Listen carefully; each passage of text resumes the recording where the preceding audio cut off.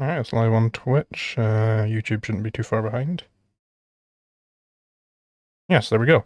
Okay, so yes, I'm rejoined today with Monhop. We're going to be doing this one a little bit nicer to Dave Smith, I think, because this is, in my view, before he went fully pragmatist, he's still fairly radical at this point. I mean, what are your thoughts on what we might see here? I know you were watching this a little bit earlier. Yeah, so I had a watch when you and I said we were going to do this a few days ago. I had a full watch through, and then tonight tonight for me anyway, I've just had another little listen, mainly just to the introductory statements by both. I think, yeah, I mean, I totally agree. I think Dave is significantly more radical, significantly more principled, and significantly more correct as far as his prescription to how libertarians should engage with the wider world as far as trying to spread our philosophy. What I will say is there are a couple of moments here, and I agree, we're going to be more positive about Dave's rhetoric, but there are a couple of moments that do kind of foreshadow where he would end up, with the benefit of hindsight, I suppose. So I'll kind of signpost that, or let you know when I want to jump in and reference, a couple of things that he just kind of mentions or says that are very subtle, but and you wouldn't think much of it at the time, and I didn't think of any, and I didn't think any of it at the time when I first listened to it. But listening back to it now, it's like, gee, I mean, that it kind of makes sense why he ended up where he has when he says something like that. So a bit of foreshadowing, but yeah, I totally agree. Overall, Dave obviously comes out looking much better than Nick Sarwark, certainly in this debate. Yeah. All right. Let's give it a watch. I'll do like 1.7.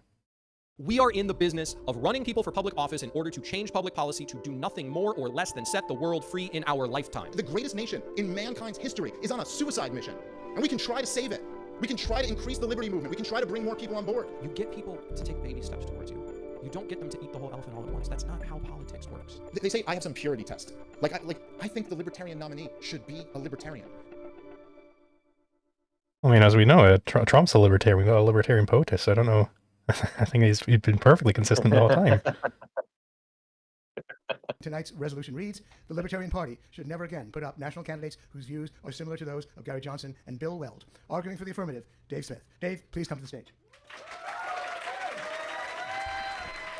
Arguing for the negative, Nick Sarwark. Nick, please come to the stage. Jane, please close the voting. All right, what's going on, guys? How is everybody? All right. Thank you guys very much. Great job, Rob Bernstein. That was incredible. I've never seen him be funny in front of people before, so that was unbelievable. Also, he's fired. If anyone wants to be my new co-host, no jokes about me. All right. In all seriousness, it is an honor to be here tonight. I love the Soho Forum. It's an honor to step into the ring, and it's genuinely a privilege to be on stage with somebody who I have so much respect for, who I've learned so much from, and it's also cool that Nick Sarwark is here. Come on. That's it. I'm done. All right. I'll start off with one, and now I'll move on. I actually am very thankful that Nick is here. I think this is a very important topic that gets right at the core of what we are all doing here. Like, what are we doing as libertarians? What is our reason for being? And what is the plan here? And this is a very serious topic to me. I became a libertarian about 11 years ago. I was a child of the Ron Paul movement. And like many people here, when I was introduced to these ideas, they changed my life. I immediately, like so many of you, when these ideas click with you, I was like, I'm going to be a soldier in the liberty movement for the rest of my life. And that's what I'm doing. And that's what I will continue to do. That's what I care Just want to hold it up there real Nick, quick. So a couple of things that I want to jump in on there, and then obviously feel free. But child of the Ron Paul movement. And obviously that Dave says that a lot, like a lot, that he likes Ron Paul. I don't have a problem with that. But Ron Paul was famously, someone that used to get up in debates and talk about how the government needs to be involved in immigration, right? Oh wait, no, he never talked about that. He talked about how we needed to end the Fed and end the wars and do all that good stuff, right? And talked about, the welfare. He talked about the good stuff that the actual principled libertarian positions. He didn't try and moderate his views. And Dave even directly says this in the debate. He's like, Ron Paul didn't try and moderate his views. He got up there and said what was right or what he believed to be right, and he was uncompromising in his principles. So, like, great opening and great demonstration of what needs to be done by libertarians when they have an audience is, you need to get up there and make the principled position and, be unwavering in that. The other point I want to bring up, and I don't want to go too long here because we've only just started, but, he says something there just before where he said the ideas just clicked for him, right? One day he was, just a normal, blue-pilled normie, right? And then, Ron Paul got up on stage and then suddenly, the veil was lifted from his eyes and he realized the truth and he realized that he was going to be a soldier for the liberty movement. And that's great, don't get me wrong, but I think it does kind of allude to some of the problems that he's now had down the line with his philosophy, because clearly it's something, the libertarianism, the philosophy was something that just intuitively clicked with him. And what that's meant is that he never deeply interrogated the beliefs. Like, he never kind of put himself through the ringer and really tried to grapple with them and justify them and ground them consistently, right? And not to like big note myself, but when I was kind of becoming a libertarian or developing my beliefs up until now being an ANCAP, I really had to grapple with it. It took me a long time to get to the point where I was like, no, it's undeniable. The non-aggression principle is true. Libertarianism is correct. I'm going to be an ANCAP. It was like, it wasn't a quick process for me. And it feels like, that process that took time allowed me to actually get to the point where I could really, really justify the beliefs, because I had to justify them to myself in order to believe them. Whereas it feels like Dave, it all just came intuitively to him, and there's nothing necessarily wrong with that. But the problem is he never really went back and really, really tried to break them down and really justify them to himself. So I think that's the kind of foreshadowing in this debate whenever it was like 5-6 years ago, to where he is now, where he's totally scrambled and he isn't quite sure how to ground his beliefs, and he's inconsistent as a result. Yeah, and I think there is a good sense in which it clicks. Like the way in which it clicked with me, it wasn't in that way where it was just, oh yeah, this intuitively makes sense. It was more like, oh, now there's a way I can actually analyze policy proposals from a principled lens rather than just kind of grasping onto things that I vibe with. Like, and this is a thing which I think is a requirement for anybody who doesn't just end up getting pipelined at some other point down the line, is when they come to anarcho-capitalism, previously they just kind of vibed with different policies, but then with anarcho-capitalism it's like a whole new lens that they can attack political philosophy from. It's like, okay, well, this new policy, let's work out whether or not it's proper, not based on random, vague, floaty principles.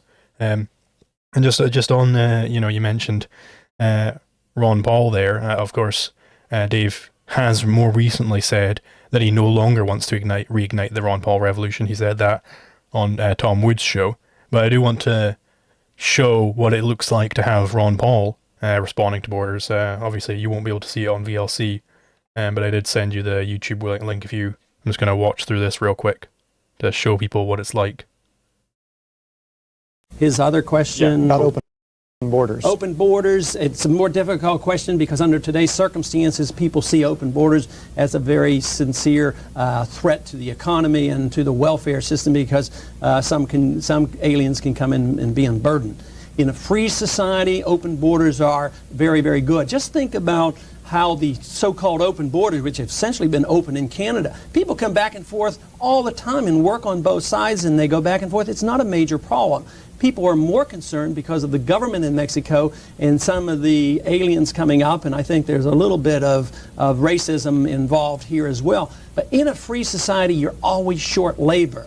So people who come up actually give us a service. At the same time, this is the best foreign aid you can think of. People come up and they work, they take the money back, and they help those families. Instead of what we're doing, we tax our people, then we give the money to the governments like Mexico, and then they rip off the system and they take it, and the people never get the money. So it's the opposite of a socialist approach to helping other people. Actually, aliens are a net benefit under today's circumstances. Those who are concerned about aliens coming over, I can understand the concern, but that would not be the case in a libertarian society. So he was asked there, like, oh, well, do you support open borders? Do you support immigration restrictions? And instead of like going into like, well, in my perfect society, we would have the taxpayers, they would kind of own the public possessions, but they also kind of wouldn't own. Instead of going down any of that, he went down the route of, well, hey, look how terrible foreign aid is. You know what the best kind of foreign aid is? People come over here, they work for us, they provide a net benefit to our society, and then they can send the money back home if they want, and it's all voluntary. Like, using that as the lens, the reframing of that question is far better than, if you were to ask Dave Smith that, he would start talking about how ICE needs to be 10 times bigger, and he supports mass deportations, and he wants to end immigration by any means necessary. Direct quote from him: by any means necessary, he says. That's the kind of tack that Dave would go down, right? That is, it's night and day. And so it makes total sense that now he's saying, again on Tom Wood's show, that he no longer wants to have a Ron Paul revolution. He no longer wants to reignite that, because Ron Paul would never say anything of the sort that Dave's saying these days. Yeah, exactly. He'd much rather rehabilitate the paleo strategy, as he said on the debate with Andrew Wilson. And we all know how well the paleo strategy went when Rothbard and David Duke were hanging out in the 90s, right? Like, that was a super successful, like, look at how libertarian we became because, we got David Duke on our side, it's insane to me. But, we'll let it keep rolling, I think, because we we said we were going to be more positive about David. We just spent like the last several minutes flagging him off. We just can't help it at this point. But yeah. Recently, I was watching a video of his when he was doing a debate for the LP chairmanship, and he said, as the chair of the LP, the party is paramount. I don't look at things that way. I will tell you right now, I don't care about the Libertarian Party. I don't care about it at all. I don't care how many votes they get. I don't care how much fundraising they get. I definitely don't care if Nick's able to work out a $75 an hour deal from them, okay? That doesn't mean anything to me. I'm just saying what I care about. What's paramount to me is liberty. I care about the liberty movement. I care about the philosophy of libertarianism, the most beautiful, brilliant political philosophy ever devised by man. I care about actually seeing liberty in real people's lives. Now, just to be clear, I don't have to go off on this. Yeah, I mean, that's entirely correct. That's the correct radicalist strategy, that the party comes after the principles, that it's the philosophy is the primary. You want to keep the philosophy good and pure, and spread the philosophy, do Isaiah's job, gather the remnant. The party doesn't really matter, which is a kind of an inversion of what he's doing these days, right? Yeah, exactly. The party doesn't matter until you're the guy that can benefit from the party mattering, right? Which is kind of what we saw when the Mises caucus took over. It's very, very easy to be like, who gives a crap about the party? The party doesn't mean anything. Like, we should be focused on the principles until you're the one that stands to benefit from having some kind of position of authority. But yeah, no, 100%. That's a great message to be sending out to people, that look, the party is just one vehicle for getting the philosophy out there for people. And at the end of the day, the party serves the ends of the philosophy, not vice versa. Mm-hmm. To you people, but the philosophy of libertarianism is the philosophy of peace. It's the philosophy of prosperity. And as I've come more and more to realize, it's the philosophy of civilization. I mean, what better describes civilized behavior than the non-aggression principle and respect for private property rights? It's what you would teach your 3-year-old as they go into the world. Don't hit other people and don't take their stuff. Yeah. And, we have to, and this is why when you get to the debate resolution, the question is what we should do. And that really gets to the core of what you believe and what you think we're trying to do here. Look, we need to recognize the moment that we are living in right now, okay? This country is on a goddamn suicide mission. I'm not being hyperbolic. We're on a fucking suicide mission right now. $20+ trillion in debt, not to mention the unfunded liabilities and the public sector union pensions, which make that look like nothing. A warfare state that can't find a conflict it doesn't want to get bogged down in. We've got an economy that's regulated every nook and cranny, a prison industrial complex, and a police state that would make Adolf Hitler and Joseph Stalin impressed. I know there's some of you guys who think I'm like a little bit too radical. Tell me what I'm wrong. Well, to say, again, it's hard not to rag on him, but again, he's saying, "Oh, we got a police state that would make Hitler and Joseph Stalin impressed."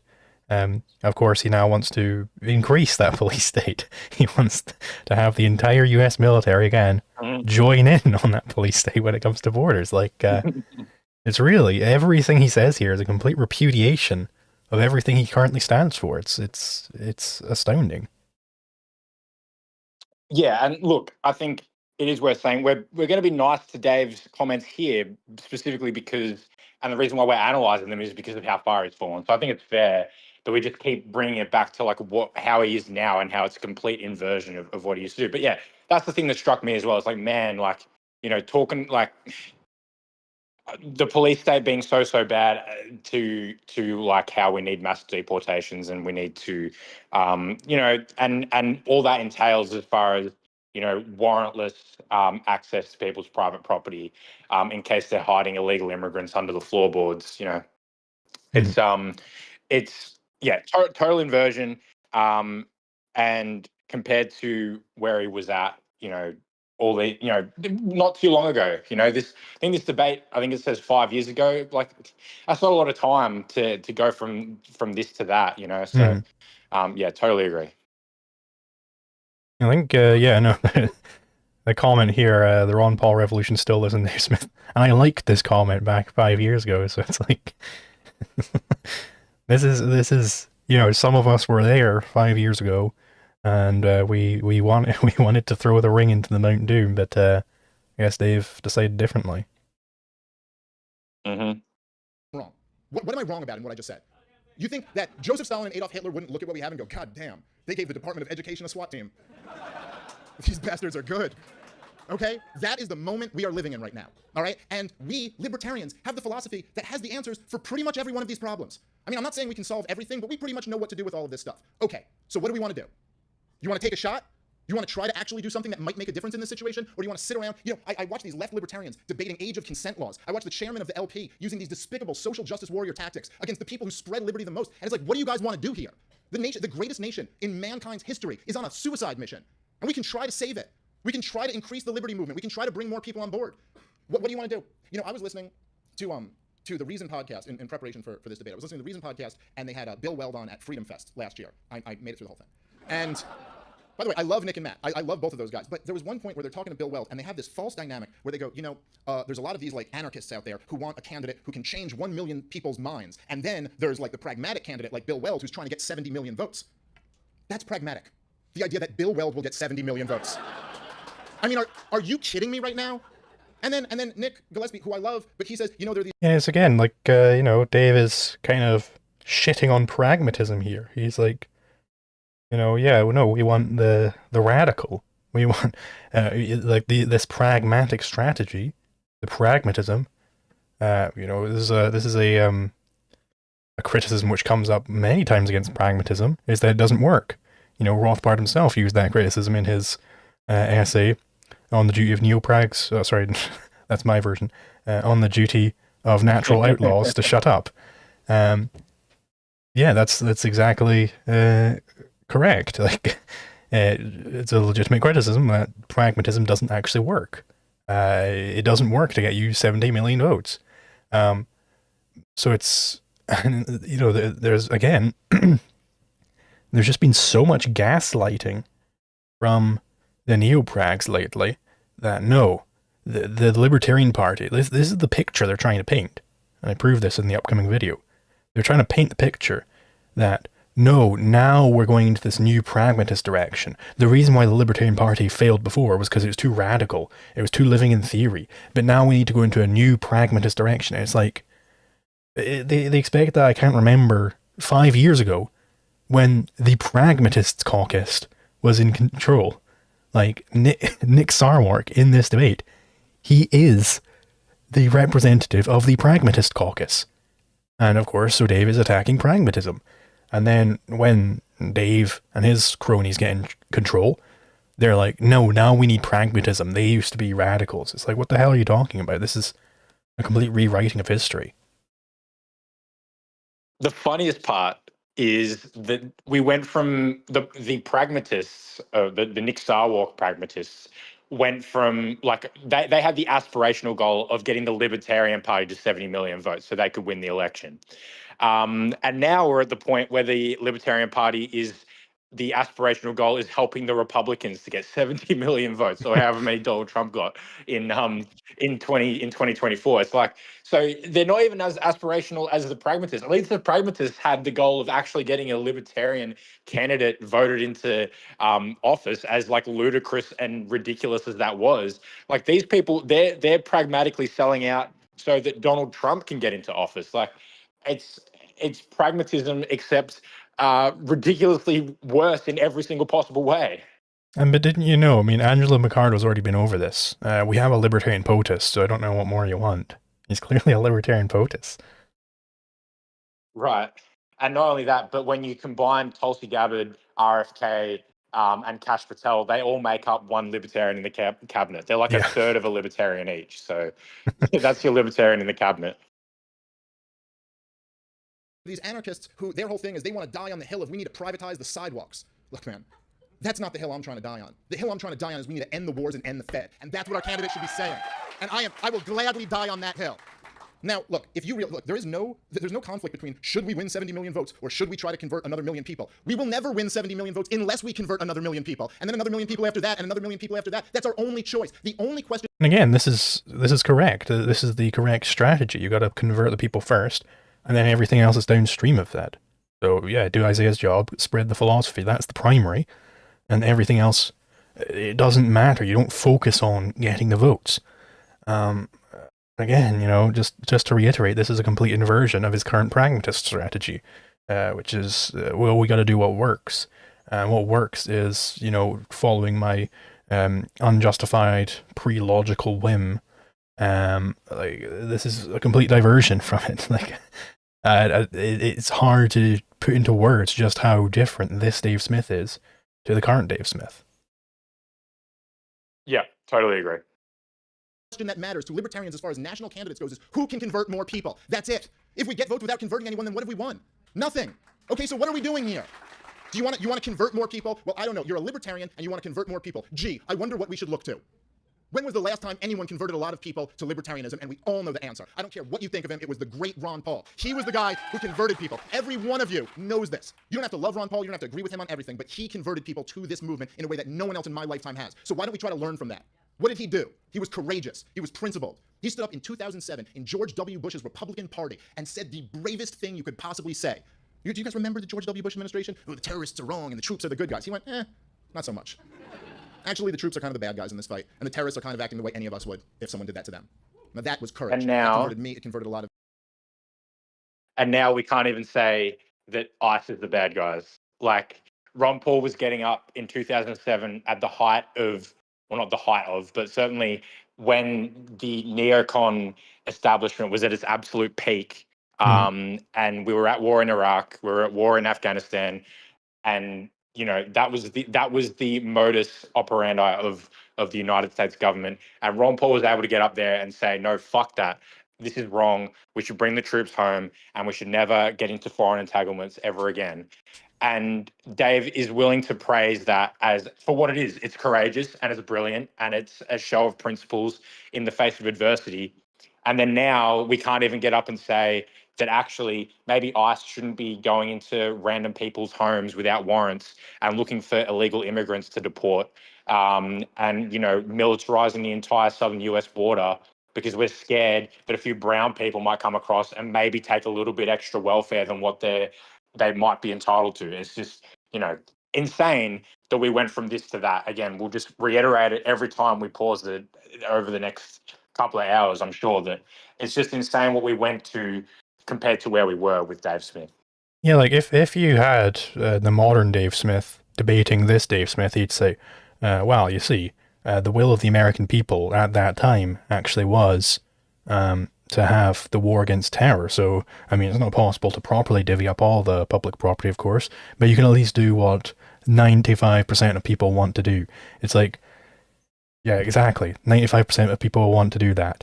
That's why it's so courageous to stand up against it, and that's why it'd be courageous to stand up against, stand up in the modern Republican Party and say, actually, these immigrants, they're just trying to get a better life for themselves. They're going to improve our lives, and you know, focus in on, well, what is the actual problems with immigration? It's that there isn't free trade, because if you don't have free trade, then you tend to get more immigration than otherwise. Hoppe goes over this in his paper. You know, Dave would know that if he read the paper. It's if you've got welfare, then you're going to again incentivize more immigration than otherwise, and they're gonna be more of a drain than a benefit. Just focus on that. Get rid of the welfare. Get rid of the Civil Rights Act. That's another one. Get rid of the Civil Rights Act so people can discriminate at will. Get rid of the welfare. Open up the free trade, and then it doesn't fucking matter. Have the open borders will not cause problems. Even if we're going to take problem causing as the root concern here, rather than libertarian principles or something like that. Like what he should be doing is focusing in on what is the actual root problem here. That's what Ron Paul would do if Ron Paul was running as a Republican now. Yeah, totally. And just to go back on what you said earlier, look, George W. Bush post 9/11, directly post 9/11, had a 91% approval rating. 91%. 91% of people were willing to give the United States government a blank check to do whatever they thought they needed to do to get rid of, Osama bin Laden, get rid of the people responsible for 9/11. And yet, anti-war, I'm pretty sure, put out an essay on September 12th, 2001, explaining why this wasn't a justification for going into the Middle East and trying to do nation building and trying to, destroy and, overthrow the rulers there, because, we stuck to principles back then. But look, to pick up just quickly on slight tangent, but, Dave Smith, the current iteration, cannot actually justify why, and you kind of alluded to this, why going into the Middle East was wrong. Because his argument for immigration restriction is what the people want of the United States, overwhelmingly, allegedly. And as we just established, at the time, the overwhelming majority of Americans wanted the Iraq War. They wanted to invade Afghanistan. They wanted to, allegedly hold the people responsible for 9/11 accountable, right? So, look, if we have to, if we have to aggress against a few innocent people to get the job done, because it's what the people want with our public property, our publicly owned ICBMs, we got to do it. The innocent people are irrelevant in this equation, according to the logic, right? According to the logic of restricted immigration. We can aggress against these people because it's for the greater good. These people are responsible for 9/11, and if they come here, then they'll harm us more. So we need to go in there and aggressions be damned, right? We've got to do this with our public property. So, again, slight tangent, but I think it's relevant. Yeah, absolutely. Of you. Ron Paul, there's a quote from Ron Paul when they asked Ron Paul what his campaign was about. He said, "I would sum up my foreign policy as the following. I don't want to run the world. I don't know how to run the world. The Constitution doesn't give me the authority to run the world. We ought to mind our own business. And I would sum up my domestic policy as the following. I don't want to run your life. I don't know how to run your life. The Constitution doesn't give me the authority to run your life. We ought to respect individual liberty in this country." That was Ron Paul's message. Now, to be fair, Gary Johnson. Interestingly. Yeah.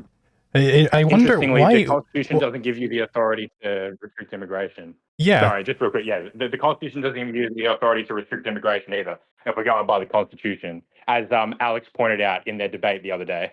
Mm-hmm. And moreover, I'm curious. Why is it that Ron Paul said, my foreign policy is blah blah blah blah. I don't want the military out there. I don't want to run everybody's lives out there.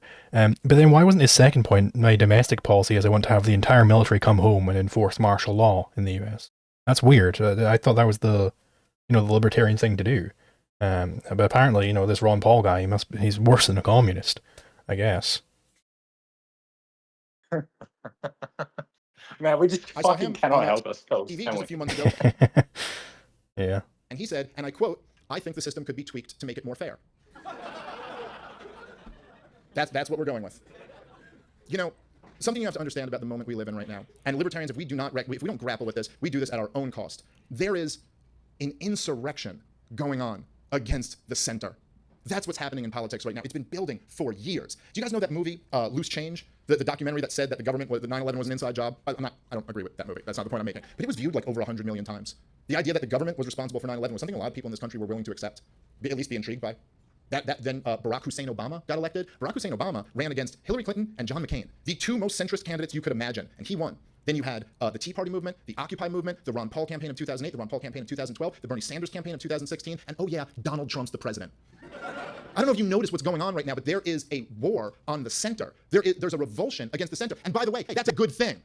So often libertarians, we criticize the populist left, the AOC, the populist right, the Steve Bannon. But the message of CNN is basically, well, I don't think we need to go as far as AOC. We definitely don't want to go with Bannon. Let's just meet in the middle with Hillary Clinton and Lindsey Graham. The blood-soaked monsters who put us on this path to national suicide. You know, we may have our problems with populism. I certainly do. I've spent a lot of time on my podcast disagreeing with it. But can you relate to it a little? Can any libertarian honestly say, I don't know why you'd have a problem with the elites? They've only mismanaged everything for the last 100 years. So obviously the role of libertarian, it's so clear. The message that we go say, no. This is what the Libertarian Party in 2016 goes, I know you guys are anti-establishment, you hate the center. We're the ones who really hate the center. We've been talking about this forever. We don't need to go populist left or populist right. We don't need to embrace neo-Marxism or neo-fascism, these disastrous movements from the 20th century. Turns out the answer is pretty much our Bill of Rights.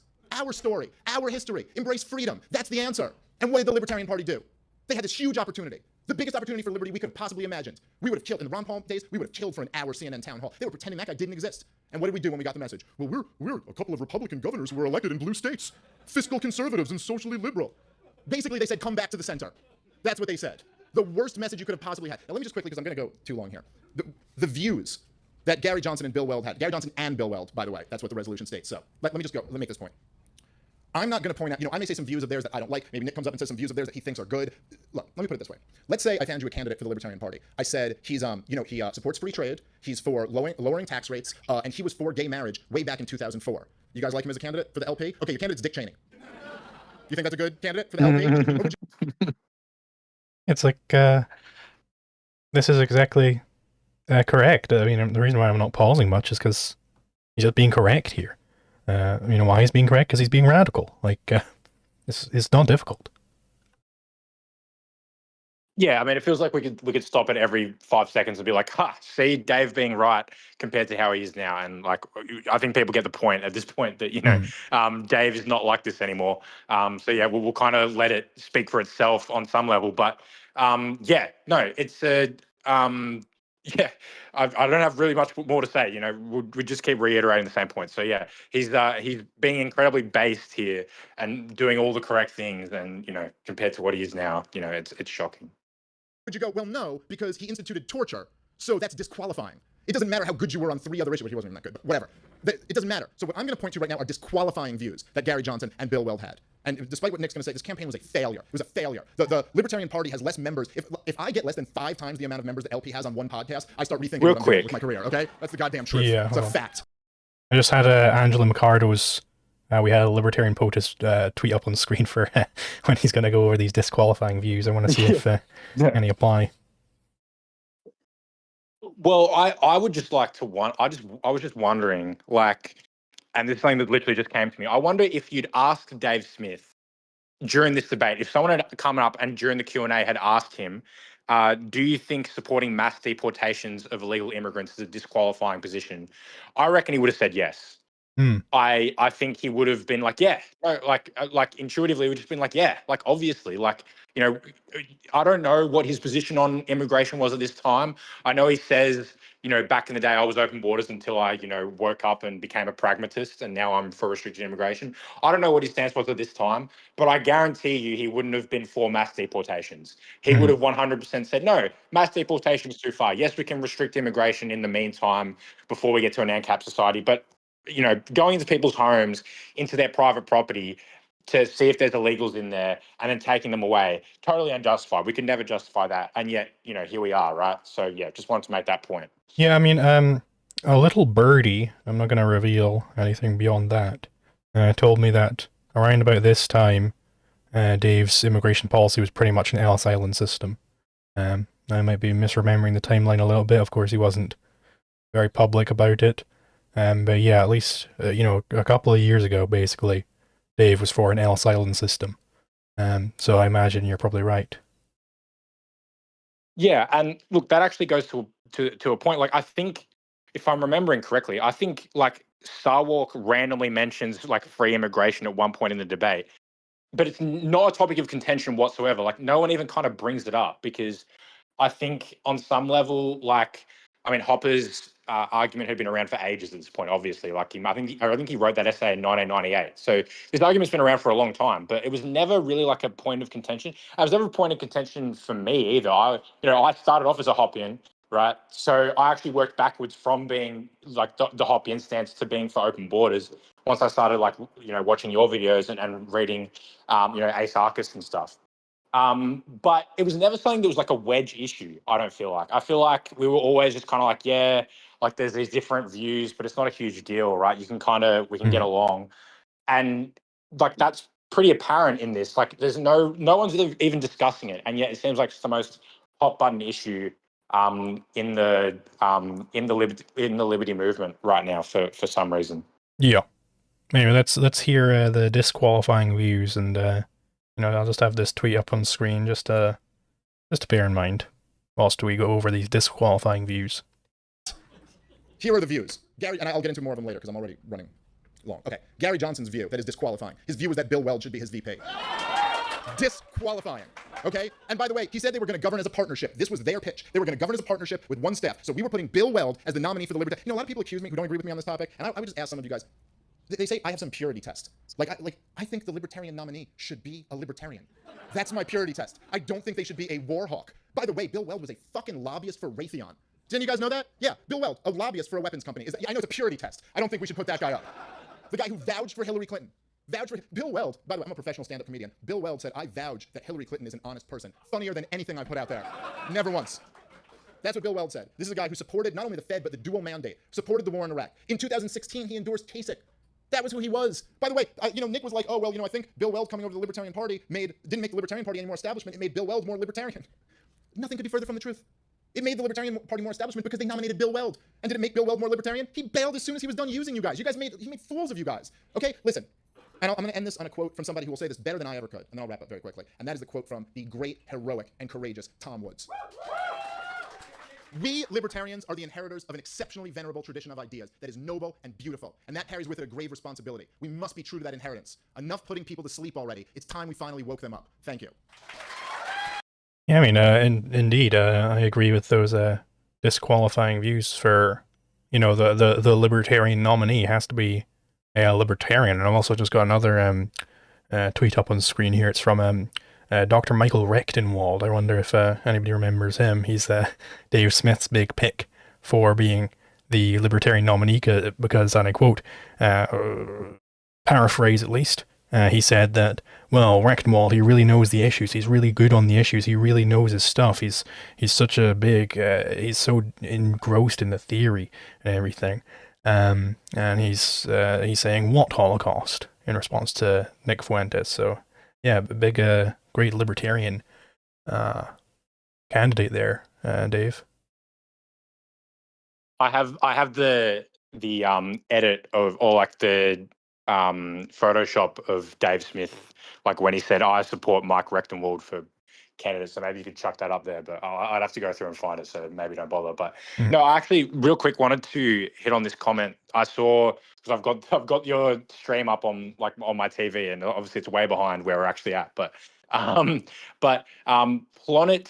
Almoni says, when were you guys going to realize Dave is and always has been a grifter that took his positions based on clapping in his comedy shows? He sounds passionate, but it's just a grift. And yeah, look, I think that's the case at this point. Like, I didn't believe it at when this debate came out.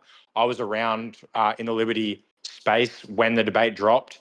I remember watching it and being like, man, Dave's the man. I used to say to people when I was introducing them to libertarianism, like, go watch Dave Smith's podcast, because he's like, I always knew he wasn't the guy to go to for the intricacies of the theory, but he was the gateway to that. He always, in my mind, you start with a Dave Smith podcast, part of the problem, and then that hopefully introduces people to Rothbard and Hopper and whoever else, and they'll go down the theory rabbit hole that way.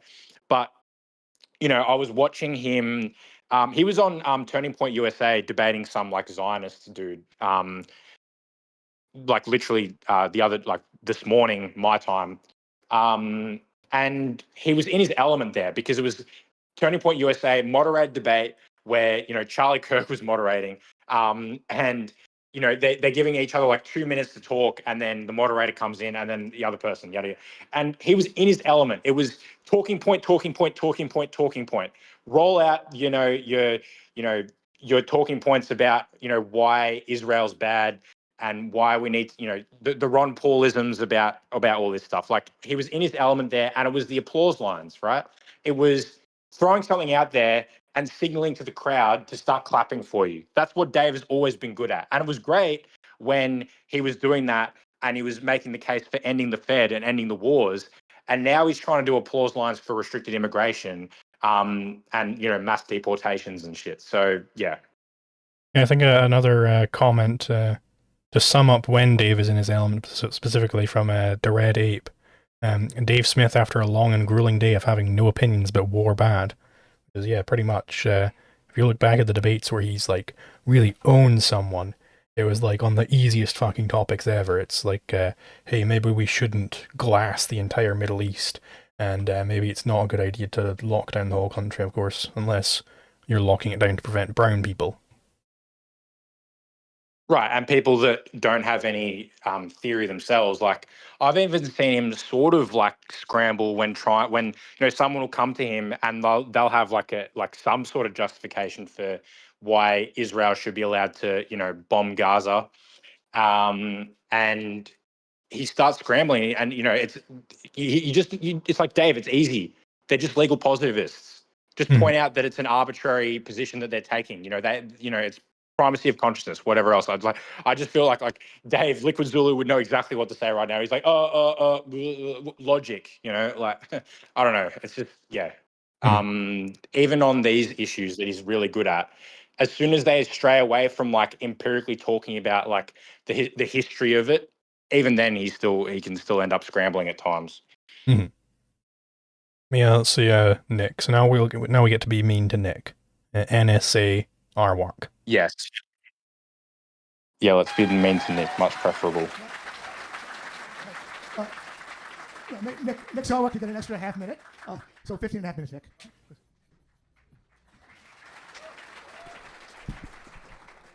Thank you to Gene, thank you to Dave, thank you to Soho Forum, thank you to all of you for coming out here. I want to start out by saying I recognize that I am pushing a rock uphill. I did enough trials to understand when I'm being hometowned, and Dave spent a lot more time in this room than I have, and that's okay. Where I'm a little confused is we had a proposition. I'm pretty sure it was that we shouldn't nominate anyone with views like Gary Johnson or Bill Weld again. And the only disqualifying views I heard from the affirmative were that Gary Johnson wanted Bill Weld to be the VP. Bill Weld thought Hillary Clinton was an honest person. And Bill Weld used to be a lobbyist for Raytheon. So perhaps during the rebuttal time, Mr. Smith will continue with more views that he thinks are disqualifying and put some meat on the proposition. Be that as it may, there's some things that he said about how the idea... I will say, just like... there was also the disqualifying view that the Libertarian nominee has to be a Libertarian, so he missed that one. But that's just from a debate standpoint, that's literally all that Dave has to do. He could have a single disqualifying view for the package, which is Gary Johnson and Bill Weld. If he has a single disqualifying view for Bill Weld, then he wins the proposition. Let me just check that I've got the proposition right. It is an and, I believe. The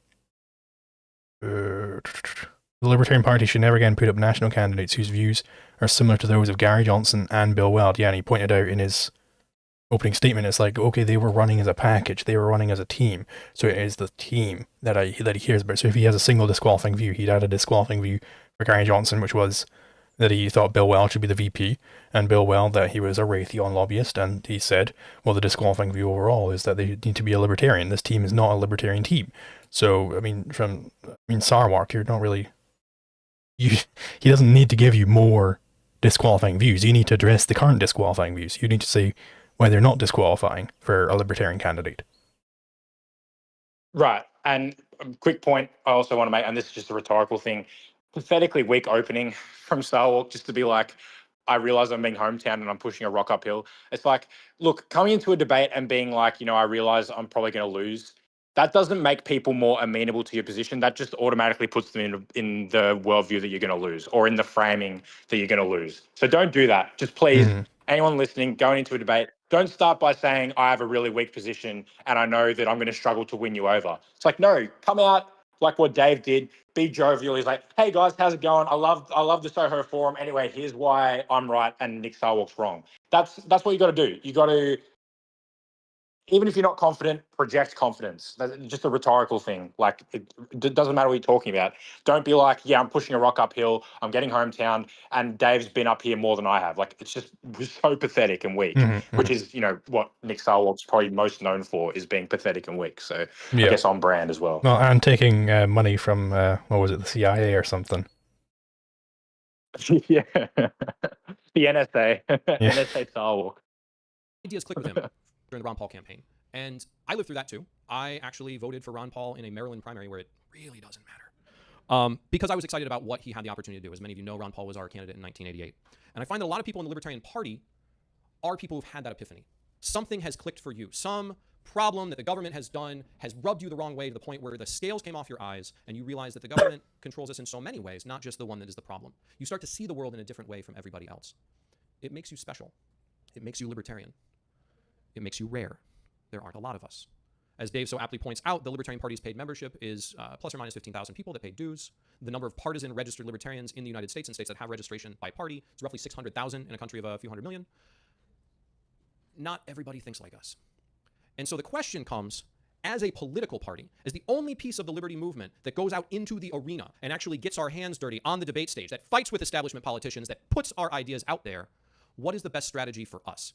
Because we are not in the educating business. We are not in the think tank business. We are not in the business of creating a different culture. We are not, just while we're going through businesses, in the podcasting business. We'll say this exact argument that Nick Sarwark is making is repeated by Angela McArdle in Dave Smith's Twitter space, whether he sold out his principles voting for Trump.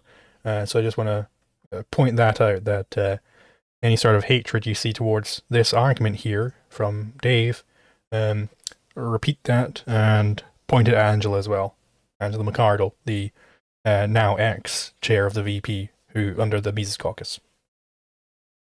It's funny. It's funny how Angela McArdle's basically just a transsexual Nick Sarwark. That it's like if Nick Sarwark just changed his gender and then became a conservative rather than a progressive, right? Yes. They're two sides of the same, pragmatist coin in so many ways, and the mirror image of each other in so many ways. It's just absolutely hilarious. But I had another point, but I've forgotten it. Anyway, just go ahead, continue. Yeah, it's Angela McArdle was just Nick Sarwark if he decided to get into like crank medicine or something. Like he would be just along with her going for RFK because he's also into crank medicine. Although I hear Yeah, and rather than taking money from the CIA, he allegedly took money from dues-paying members, but allegedly. Well, I mean, allegedly. she I'm lost over in out on Australia, that. I don't know if she can sue me or not. She lost out on that fun job from RFK. So can you blame her? Yeah. Fuck hell. We are in the business of running people for public office in order to change public policy to do nothing more or less than set the world free in our lifetime. And that game is different from every other game and has to be played according to the rules of that game because they keep score different there. Now, Dave talks about how he would rather change 1 million minds than win 70 million votes. That's a great plan. That's a good idea.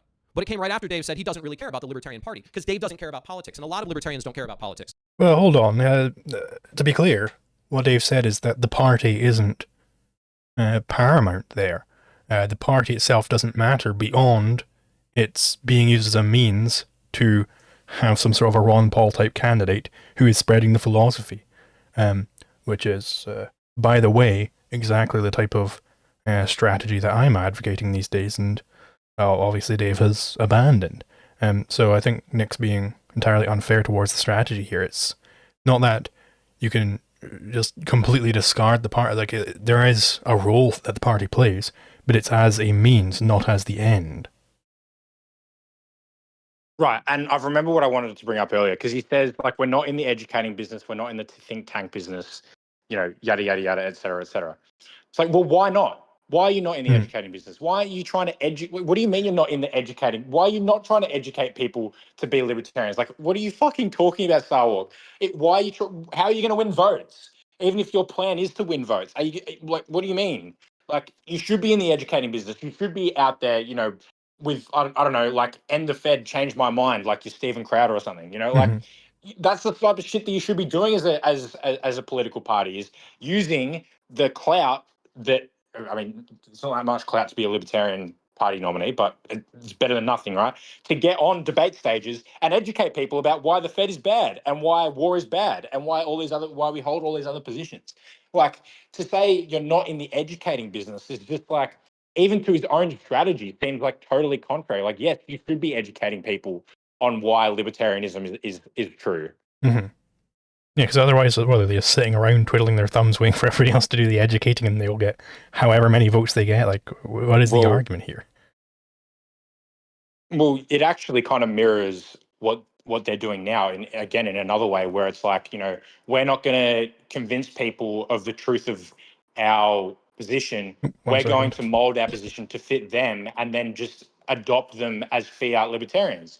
It's like, they're always constantly in, or on McIntyre's replies, or, quote tweeting him is like, well, actually, I'm a Mises Caucus libertarian and we're super based on immigration, not like those other cringe open borders libertarians. It's like, just, Sarwark's doing the same thing. He's trying to convince people, like he's saying basically convince people that are leftists and who hate, the prison industrial complex because of, victimless crimes. Like, actually, you should be a libertarian because we also believe that, despite the fact that they're complete socialists who, come to their anti-police and, anti, drug prohibition position from completely different premises. So, another kind of mirroring here that we're kind of seeing between Sarwark and the McArdle era of the Libertarian Party. Yeah, exactly. Sorry about that. There's a food delivery coming in about an hour or so. I'll end stream there. Maybe we can pick it back up afterwards. Yeah, all good. But politics is what the party does. And I want to go over some stats for you because they're important. Because facts matter, and facts don't care about Dave's feelings. The fact is, the Libertarian Party has tried what Dave thinks. I think Dave would agree with me that Ron Paul would be the ideal Libertarian presidential candidate, wouldn't you, Dave? Ron Paul was the Libertarian presidential candidate in the year 1988. And Ron Paul, in 1988, raised $2 million, which is quite a bit in 1988. And he got 430,000 votes for president, 0.5% of the popular vote. By contrast, Gary Johnson, in 2012, when he didn't have Bill Weld, got 1.3 million votes, hit 1% for the first time since Ed Clark in 1980, and he raised $2.5 million. So a similar amount in nominal dollars to Ron Paul in 1988, a significantly smaller amount in real dollars because of the Fed and inflation, and he got more than basically twice as many votes. So just on the facts, we know the difference between running Gary Johnson and running Ron Paul, and it's roughly 2 times as good of a result. Now, if you don't care... Notice his standard here. The standard for how good of a result it is how many votes they got. But, I mean, is anybody under the impression that Gary Johnson made more people into libertarians than Ron Paul? I mean, Gary Johnson had the benefit of there already having been a Ron Paul revolution. So they're already way more libertarians because Ron Paul made them all libertarians. It reminds me, and just his little thing of like twice as good of a result. It reminds me of, when COVID was happening, I'm sure everyone remembers COVID, when they used to say, oh, if you get the vaccine, then it drops your percentage chance of dying by like 90%. And then you'd actually look into it, and like that was the relative risk reduction rate. Absolute risk reduction rate was like 0.0001% down to 0.00005% or something like that. So they just like manipulated the data to make it look way better. It's like, yeah, we got twice as good of a result because half a percentage point more of the population voted for us. It's like that's a rounding error as far as like the actual number of people that voted. It's like that could just happen due to random chance as much as like actually putting together a good candidate. Yeah. Care about the votes, that's fine. You don't care about the votes. But then I ask, what is the proposition? We're talking about what a political party should do. And what do political parties do? They run candidates and they get votes. In 2016, where the only change to the ticket is a different vice presidential nominee. It's still Gary Johnson at the top, but it's Bill Weld at the bottom. Gary Johnson got 4.5 million votes. 3.3% of the general election popular vote, covered the spread between the winner and the loser for the first time in Libertarian Party history, and they did that raising $12 million. Well, it's like, who got more votes than any of them? That's Donald Trump, and, I was going to say, well, should Donald Trump be the Libertarian? But then I remembered, that is exactly what Angela McArdle ended up going for, so, yeah, no, it is transgender Nick Sarwark. If he thought it through, then he'd be like, yeah, of course we support the one with the most votes, so we want to get the most votes. So if we just make Trump into a libertarian, then the Libertarian Party gets the most votes. Yeah, I was gonna make a joke out of that, but that's just actually what they're doing these days. Yeah. Fucking hell. I swear to God, if I wasn't already blocked by Angela, I'd be quote tweeting her and calling her transgender Nick Sarwark. And that'd be like the fastest block in the history of Twitter, I reckon, if I started calling her transgender Nick Sarwark. Yep. A nearly 5-fold increase from the last election before Bill Weld was on the ticket. Now, I don't think it's a good thing to be a lobbyist for Raytheon. It's not work I would take, although I'm an attorney, and I've represented some people that probably you guys wouldn't like. So I have a little bit different perspective on it. I want to talk about one of the views that he did actually discuss. And I want to start by saying there are many different kinds of libertarians in the world. There are libertarians that prioritize property rights, money, foreign intervention, the drug war, criminal justice reform, gay rights. There's a ton of different kinds of libertarians. In fact, if you have 3 libertarians in a room, the only thing they'll agree with you is that there's only one libertarian in the room, and it's them. That's just the nature. We're fractious people, but we're good people. In our party's history, we've actually done the studies. We've looked at where do people come from? How do you get to the Libertarian Party? Like, there's no one path. There's no wrong way to eat a Reese's, right? As long as you get there, it's okay. Roughly a third of people who are part of the Libertarian Party were formerly Republicans or conservatives. They come from that place. They realize that Republicans aren't really conservative, never are going to be, and the Republicans actually hate libertarians. And they decide, why give up all the pretending, just be a libertarian. Roughly a third are former Democrats or progressives. They realize that the Democratic Party doesn't really care about equality and human rights. That in fact what they care about is it's just a different set of lobbyists that they would like to give favors to. Oh, equality. Okay, so that's making these Democrat type libertarians, the progressive type libertarians, look very bad, because libertarians are opposed to equality. We are not for equality. That is not a valid legal principle at all. Discrimination is a valid legal principle, in fact, which is completely counter to equality. He's not making these guys look good. Right. And when he says there's many different kinds of libertarians, there's and he'll say there's the libertarians that care about property, as opposed to what? The libertarians that don't care about property? What do you mean, Sarwark? It's, very similar to, again, where we're at now, where it's you can be a libertarian without caring about the logical entailments of property rights. It's no, you can't be. There's one kind of libertarian, and that's libertarians that adhere to the non-aggression principle. If you're not at least trying to adhere to that, then you're not a libertarian. Mm-hmm. Yeah, it's what does he even think a libertarian is? It's entirely left unclear. Just vibes again.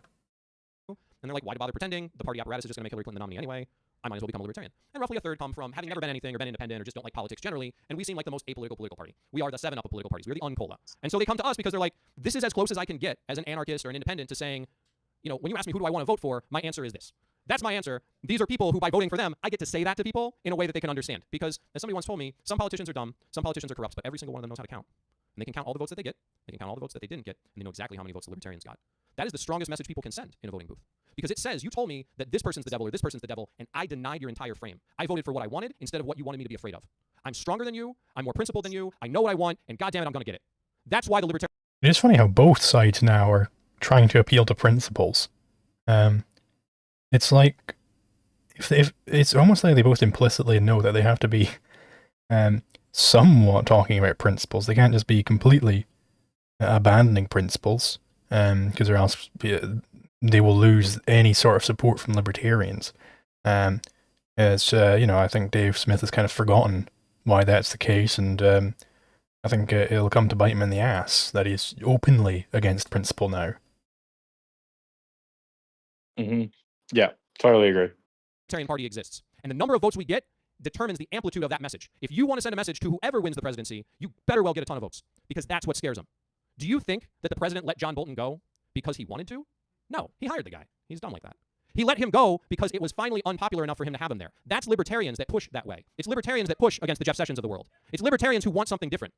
But you have to have the numbers to make the persuasive argument, because they aren't able to be rationally dealt with. Politicians are not necessarily the most moral people in the world. And so you have to help them feel the heat, because they may not be able to see the light. Now, I want to talk specifically about the interview with Rachel Maddow that Dave talks about, in which Bill Weld vouched for the character of the woman that he worked with when he was counsel for the Senate.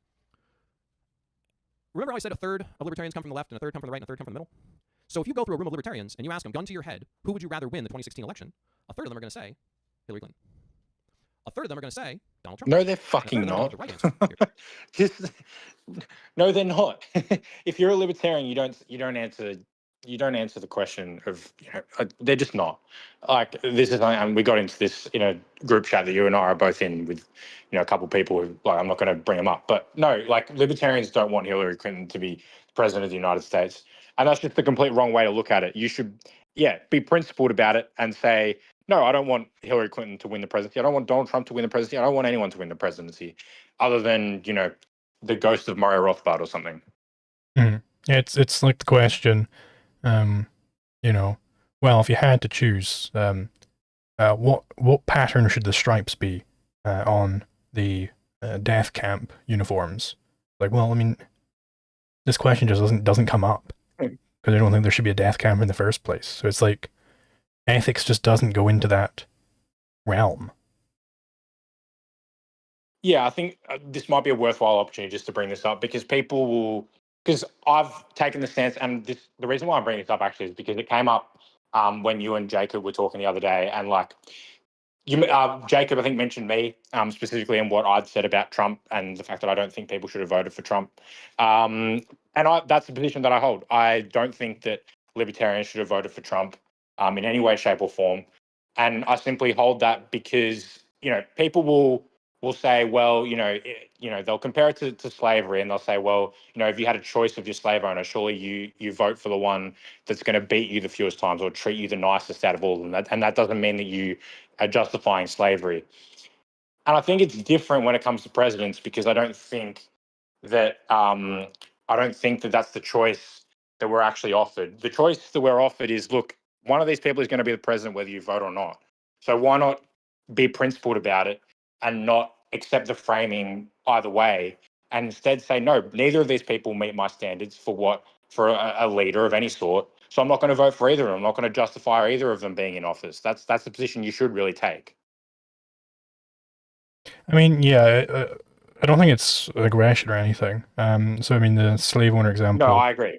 does establish that, but I mean, my opinion is that for presidential elections, it's pretty much never going to be worth the opportunity cost to vote in the first place. I mean, maybe it will be. I know Springtime of Nations has a good flow chart if you want to go out and vote, but I would say it's often not worth it in the first place. Yeah, no, I agree. And then yeah, sorry, just to clarify, yeah, no, it's not aggression. Like I'm not saying that you're, committing like some people will claim that, and I just disagree. I don't think that you're initiating any conflicts by writing on a piece of paper and then putting it into a ballot. Like I don't think that. I just think, yeah, you're right. Like it's not worth the opportunity cost of the time that it takes to line up in a poll booth and write down your preferred candidate. Like I just don't think that's worth it. And I just don't think it's necessary. And I would rather libertarians spend more time talking about the philosophy and why we're correct than debating whether it was justified to vote for Donald Trump or not. Mm. Here, Johnson gave. Pull the trigger. It's not a good idea to express your preferences when you're a candidate because a third of the party is going to be mad at you for that. And apparently a third of the party still is mad at him for that 3 years later after he lost. I mean, what more punishment do you want for Bill Weld other than the fact that his strategy didn't work? But pushing aside from that, there's a lot of different ways to be a libertarian. There are really great libertarians like Walter Block, who decided that somehow it was more libertarian to support Donald Trump than it was to support Gary Johnson. I disagree with that, but I'm not going to say Walter Block's not a libertarian. Murray Rothbard thought it would be libertarian to support Richard Nixon. I'm a little bit more touchy about that, but Murray Rothbard's dead and can't defend himself, so I'm going to say he's still a libertarian. Libertarians make bad choices. The libertarian platform has a lot of planks in it. There's roughly 30-some planks in the libertarian platform. And every presidential candidate, no matter what, is going to deviate from some of those planks. And until or unless the Libertarian Party says... Notice his standard of what it counts as being a libertarian then. It's following the planks of the party. So the party is the philosophy for Sarwark. Right. Yeah, exactly. And they shouldn't deviate from the planks because the planks should flow from, to the extent there's going to be planks other than the NAP, they should flow from the NAP, at which point, if you're deviating from the planks, then you're not a libertarian. Like that's kind of my take on it. Yeah. As these planks are more important than those planks, those are personal opinions that every party member has. Every one of us came to this. Yeah, personal opinions. It's as if there is no objective standard. I mean, of course, he doesn't believe in any objective standards because I know he's probably some manner of nominalist or whatever. Yeah, he's a vibes-atarian. It's like, whether you care about gay marriage most or ending the Fed most or ending the war or wars most, it's just up to personal preference, and all those things are like equally valid. And, so if someone's, pro-war and pro-Fed, but, wants gay marriage and, to reduce the tax rate by 5%, then that's just as libertarian as vice versa. Like, I don't know. For our own reasons. Some of us it's guns. Some of us, like Rob, it's drugs. Some of it's war. Some of it's the Fed. If your issue is the one that the candidate doesn't agree on, you're going to think that person's not a libertarian. But if the issue the candidate doesn't agree on is one that you don't care about, you're going to be like, yeah, he's libertarian, he's just not libertarian on everything. Who cares? Right? It's all about your perspective. There's no accounting for taste. And part of the thing about having a political party is political parties are made up of the people who show up. A political party is not a fixed thing. It is not static. As people have pointed out to me, and apparently there's some caucus within the party that's really aggressively trying to work on this. If you can get enough people to go to the convention, you can change the entire direction of a party. I was expecting more of a clap for that. Come on, guys. Believe in yourselves. So what that means is if you throw rocks from the sidelines but you never get involved, you're probably going to get ignored.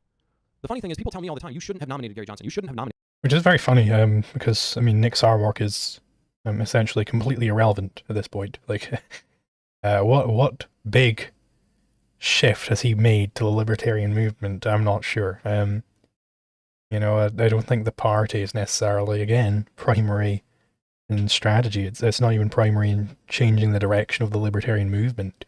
It's downstream. If the libertarian movement is against what the party is doing, the party is going to change. Like, there's just no way to stop it. I may be wrong about this, but I'm pretty sure that Angela McArdle said verbatim about us that we're just throwing rocks from the sidelines and not actually getting our hands dirty and getting involved in the party. So, you know, just another point towards how they're just, you know, yeah, the new version, just right wing instead of left wing. Mm-hmm. I gotta have a section on Angela McArdle. I'm just trying to find the right framing for it. But I gotta do something with her for this video. Nominated Bill Weld. I don't get to I nominate feel like anybody. this I have one delegate I vote. feel like this video is going to be 18 hours long by the time you get through the entire thing. We're going to be waiting for like 5 years for this video to finally come out, because it's going to be, you know, 3 weeks long, and because every day just new content drops that you need to add to the video to make it feel like it's complete. You know, I mean, I have got the central thesis is already there, for analyzing Dave Smith particularly, and any new clips from Dave are only going to keep reinforcing that. So I don't necessarily think there's as much that I need to add on for Dave in particular. But I do want to branch out, so it's not just a Dave Smith video, so it's also, you know, it covers the broader orbiters, I suppose you could say. The Dave Smith orbiters. Yeah. Vote at convention. 1. And I don't usually tell people who I vote for. It's not worth it. There are over 1,000 people who come from libertarian parties around the country who've been party members for decades, who come to convention, and they work very hard to try and pick the candidate who has the best balance of being a pure libertarian message and having a high enough profile to get that message out to people. And that balancing act is so important because we have 2 back-to-back candidates that show what happens when you get out of balance. In 2004, Michael Badnarik was the nominee. Probably the hardest core, purest libertarian you have ever seen who has ever been at the top of our ticket, including Ron Paul. Michael Badnarik didn't have a driver's license. That's how intense this guy was. And he got 0.3% of the vote. And right after that, the pendulum shifted the other way, and we got a former Congressman, Bob Barr, who was not very pure in his libertarian messaging, definitely had a driver's license, and he got like 0.4% of the vote. Going either side doesn't work.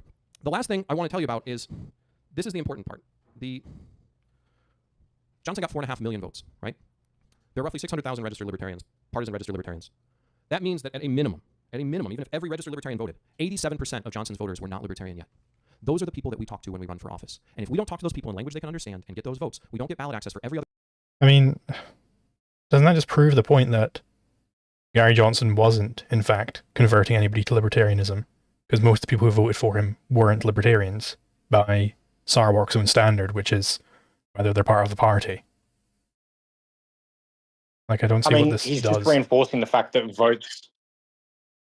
Oh, sorry, I thought you were done. Sorry. Yeah, no, that's fine. But yeah, I mean, he's just reinforcing the point that votes shouldn't be the standard, because, as he just pointed out, back-to-back elections, they went completely different directions, and they both got piss poor results. So clearly neither works, and getting votes is just kind of a crapshoot as far as, like, you know, in 2016, we just got 2 ridiculously hated candidates. And so, you know, the libertarians like, well, we might as well pick them instead because that was something different. And they did get on that CNN platform. So maybe that boosts them a little bit. But he's just making the point that votes shouldn't be the standard, because you can, you know, run into 2 entirely opposing candidates and get the exact same shitty result. So why do we care about votes exactly if it's completely almost up to random chance exactly how many people are going to vote for the libertarian candidate?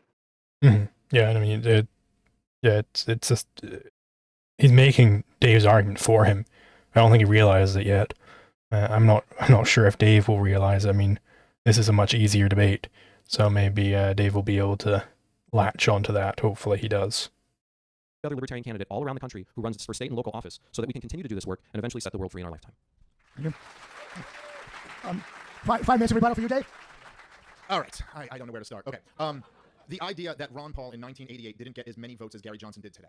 Yes, he also didn't inherit the Ron Paul movement from 2008 and 2012. He also wasn't running. He wasn't running against the two most hated candidates in the history of the world. By the way, Ross Perot got like close to 20 million votes running against the charismatic Bill Clinton and the war hero George H.W. Bush. But you're so quick to accept this as a victory because Gary Johnson got some votes. You know, you said something at the end there that really is the most important point, and you take it in the exact wrong direction. Did you know 87% of the people who voted for Gary Johnson aren't even libertarians? Yeah, and they're still not.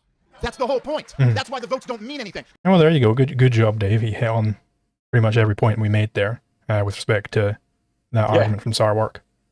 But he does have some good in him. He still does understand debate a little bit. Yeah, I mean, that was just a brilliant. That was like literally he went bang, bang, bang. The points that we kind of spent a bit of time like trying to get across. He was just like bang, bang, bang. I was like, man, like this is why that guy used to be like, he used to be the man, you know? So sad to see. Mm-hmm. Listen, so we got more votes. So this is your point. We got more. Look, Gary Johnson got more votes than Ron Paul did in 2012. Let me ask you something. Every one of you. Do you think the Liberty Movement is doing better in 2019 than it was in 2013? Do you really? Are you out of your freaking minds if you think it's doing better today? Go to a YouTube video in 2013 and look at the comments. We owned them. Right now, libertarianism is considered a joke. And it's because it kind of is. Because we put a candidate up, Gary Johnson, who did ridiculous stuff, couldn't remember names and places, and I mean, the whole thing was just absurd. Now, look, I don't know what else to rebut. If you're going to say that I didn't give enough views, I'm sorry. I thought for a room full of libertarians, being pro-war and pro-Fed was enough to be disqualifying. If you'd like me to continue, I mean, we could do another hour of views that were disqualifying. And the point I was making with Bill Weld, saying it's not that he preferred Hillary Clinton to Donald Trump. That's not the point at all. Let me be very precise about this. It's why he preferred Hillary Clinton to Donald Trump. Bill Weld said when the Libertarian Party got what all of us Ron Paul supporters would have dreamed of getting, an hour on CNN, and they asked him what he thinks about Hillary Clinton. He said, we disagree on some economic issues, but she's a good person. That's what he said. Now, forget good person, you know, whatever. I mean, sure, she's a good person who happened to be friends with, you know, Jeffrey Epstein, the child pedophile. And sure, her husband's a sexual predator. And sure, her best friend's husband's also a sexual predator. But I'm sure she's like a great person who just happens to hang out with a lot of pedophiles. Anyway. Well, that's a bit awkward given that Dave voted for Donald Trump. Well, to be fair, Epstein thing. To be fair to Dave, he never said that Trump was good. He did have it that, well, Trump is preferable. But I do think Dave's problem goes deeper than that, which is that he is an advocate of some of Trump's totalitarianism. But I don't think he necessarily called Trump a good person or anything. Yeah, I think that's fair. That is probably fair. I'm probably, for once, I'm maybe actually being too harsh on Dave on that one. That's probably fair.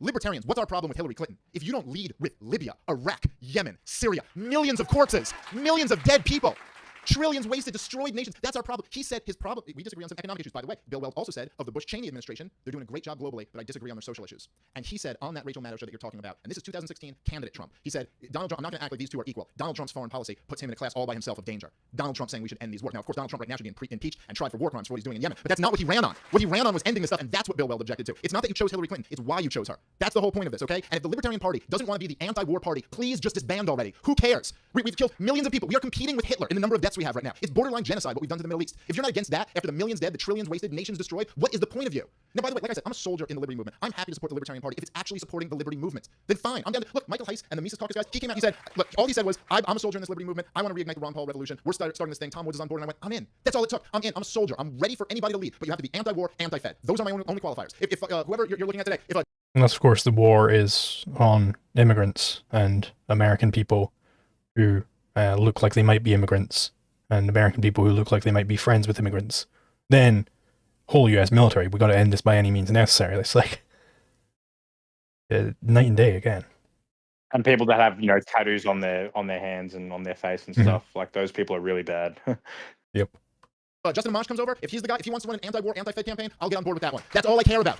In this moment of populist uprising, has there ever been a better time to be anti-Fed, to insert that into the conversation than now? Gary Johnson said he rejects the dual mandate and they should only have monetary policy. Bill Weld supported the dual mandate. That is disqualifying. Thanks. 5 minutes for Nick. 5 minutes, 15 seconds. I gotta give Dave props. Everybody knows you go a little over when you do debate. Let's just start from the back end. You know, the dual mandate, the full employment, low inflation, dual mandate of the Federal Reserve. Do I prefer somebody who's anti-Fed? Sure.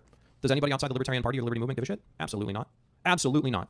Well, what's the relevance? Well, that's why you should convince them that they should give a shit. That's why you convince them of that, Sarwark, you fucking idiot. That's like the whole point is like, I get it. No one cares about the Fed at the moment. That's why we exist, to show them why they should care. You fucking, it's pissing me off, man. Yeah, this is run as Democrats and Republicans because everybody already likes them, so we can get more votes. Like it's ludicrous. Yeah, it's what we said before. It's rather than convincing people of the truth, we're just going to show them why the views they already hold are correct, and they're just libertarians now. Like that's the mandate that Sarwark has, is convince people why, because their current views are actually libertarian in some way. That's his position, is on what we should do. Yeah. They don't care. And this is what it comes down to. And this is really, I think, the heart of the premise. I think this is the actual proposition that was unstated, perhaps, is what do you want the Libertarian Party to do? Do you want us to go out and convince people to join the club, to become part of the movement, to wake up, to pull the scales off their eyes, to decide that they really believe in freedom for everything all the time? Or do you want to go out and win votes? Because if you want to go out and win votes, you have to win them from people who are not libertarians. Again, I mean, I want to do the former. That's what I want. So that's the proposition. Okay. roughly 600,000 out of a country of 300 and some million identify as libertarians, but 10 times as many voted for the Libertarian presidential candidate. Ask yourself, why is that? It's not because they said nice things about Hillary Clinton. It's not because they supported the dual mandate. It's not because of anything. Well, again, Dave's point wasn't just that they said nice things about Hillary Clinton. It was that he preferred Hillary. He liked Hillary over Trump because Hillary was a war hawk and Trump wasn't running on wars. He was running to end the wars. So again, Nick's being very dishonest here. Yeah, exactly. And also, you know, if people didn't vote for the Libertarian candidate because they supported the dual mandate, then why run a candidate that supports? I don't know. Yeah, very weird argument there from Sarwark is what I got to say about that. Mm-hmm. Bake the cake, Aleppo, whatever it is. It's not because of any of the things that tick off libertarians about what they did. It's because for people who don't have the scales off their eyes, for people who think when you tell them, I want you to live free, that they're already free. Go walk down the street here in New York. Say, hey, I just want you to live free. Everybody here seems to be doing pretty good. Everybody seems to like it. They all. Yeah, so it's just appeal to people who already think, who don't think that taxation is theft, who don't think that the war is just, yeah, we gotta just appeal to normies and say, hey, don't worry, brother, we won't change a thing. So that's the message you're going for here, Nick? Like, what the fuck? It's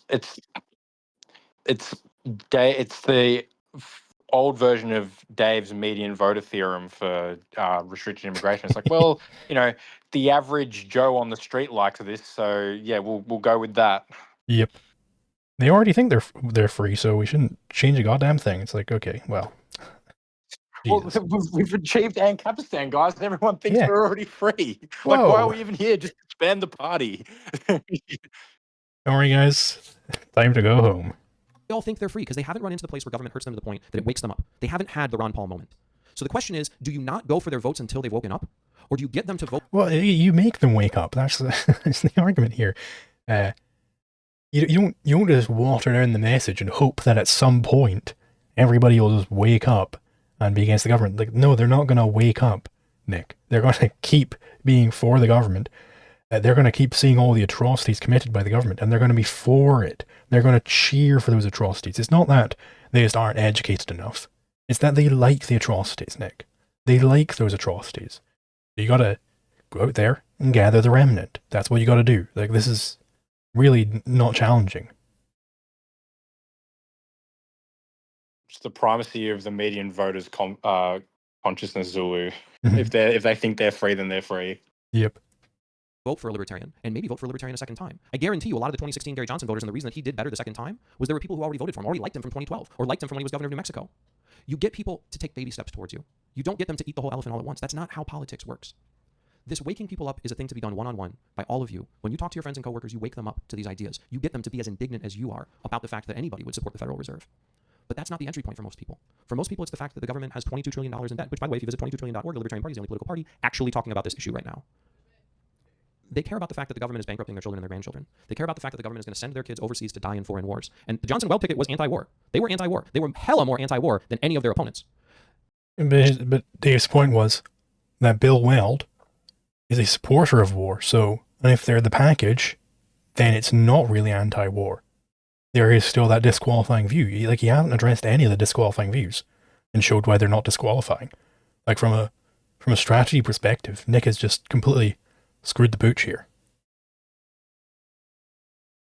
Yeah, 100%. No matter what your problems were with Gary Johnson and Bill Weld, I guarantee you there was no other option on your ballot that had so many libertarian positions in one spot. Maybe they had 2 or 3 that you didn't like. Maybe they were ones that were really important to you and it's offensive. Maybe you hate Hillary Clinton, which was such a deep and abiding passion that once somebody says that she's a good person, you just can't hear them anymore. That's fine. That's your own thing. You can work that out yourself. But a lot of people don't feel that way. They want somebody that talks to the issues that they care about. Most people in this country don't care about politics. All these political commenters talking about like what's happening in the Democratic primary race, none of this matters for at least another few months. Nobody's paying attention. They're paying attention to, football just started. They're paying attention to their kids going back to school. They don't care about this stuff. So you have to talk to them about things that they have a problem with, not the things you have a problem with. It's a better way to go through life if you want to be successful in sales or politics or relationships. You have 2 ears and you have 1 mouth. Listen to what concerns people and speak to their issues. Don't go off on what's most important to you. Because remember, we are the vanguard. We are the Navy SEALs of the liberty movement. We're the special ones. We think differently. We're the dreamers. We're the mad ones. You're special. You're different. I'm glad to be in the movement with all of you.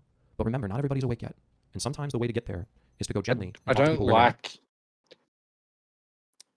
like this like rhetoric about how we're special and we're different and stuff. It's just very like, to use like a leftist term, it's very othering. It's like, no, like don't, it's patronizing. Like, talk to people like they're rational human beings who, when you talk to them about why the Federal Reserve's bad, that's going to be convincing to them. If it's not convincing, then move on. That person's not worth engaging with. But don't treat people like, don't come out and have the view that people need to be treated like children and like idiots. And the way to get them to be libertarians is to, say, oh, you like minimum wage? Well, maybe that's not so bad. Maybe we can talk about something else. It's like, no, talk to them about why they shouldn't believe in the minimum wage. Don't meet people where they are. Show them why their views are wrong. And if they refuse to adopt them, then that's a person not worth engaging with. Okay, that's the person not worth winning the vote of because you can compromise on minimum wage or something.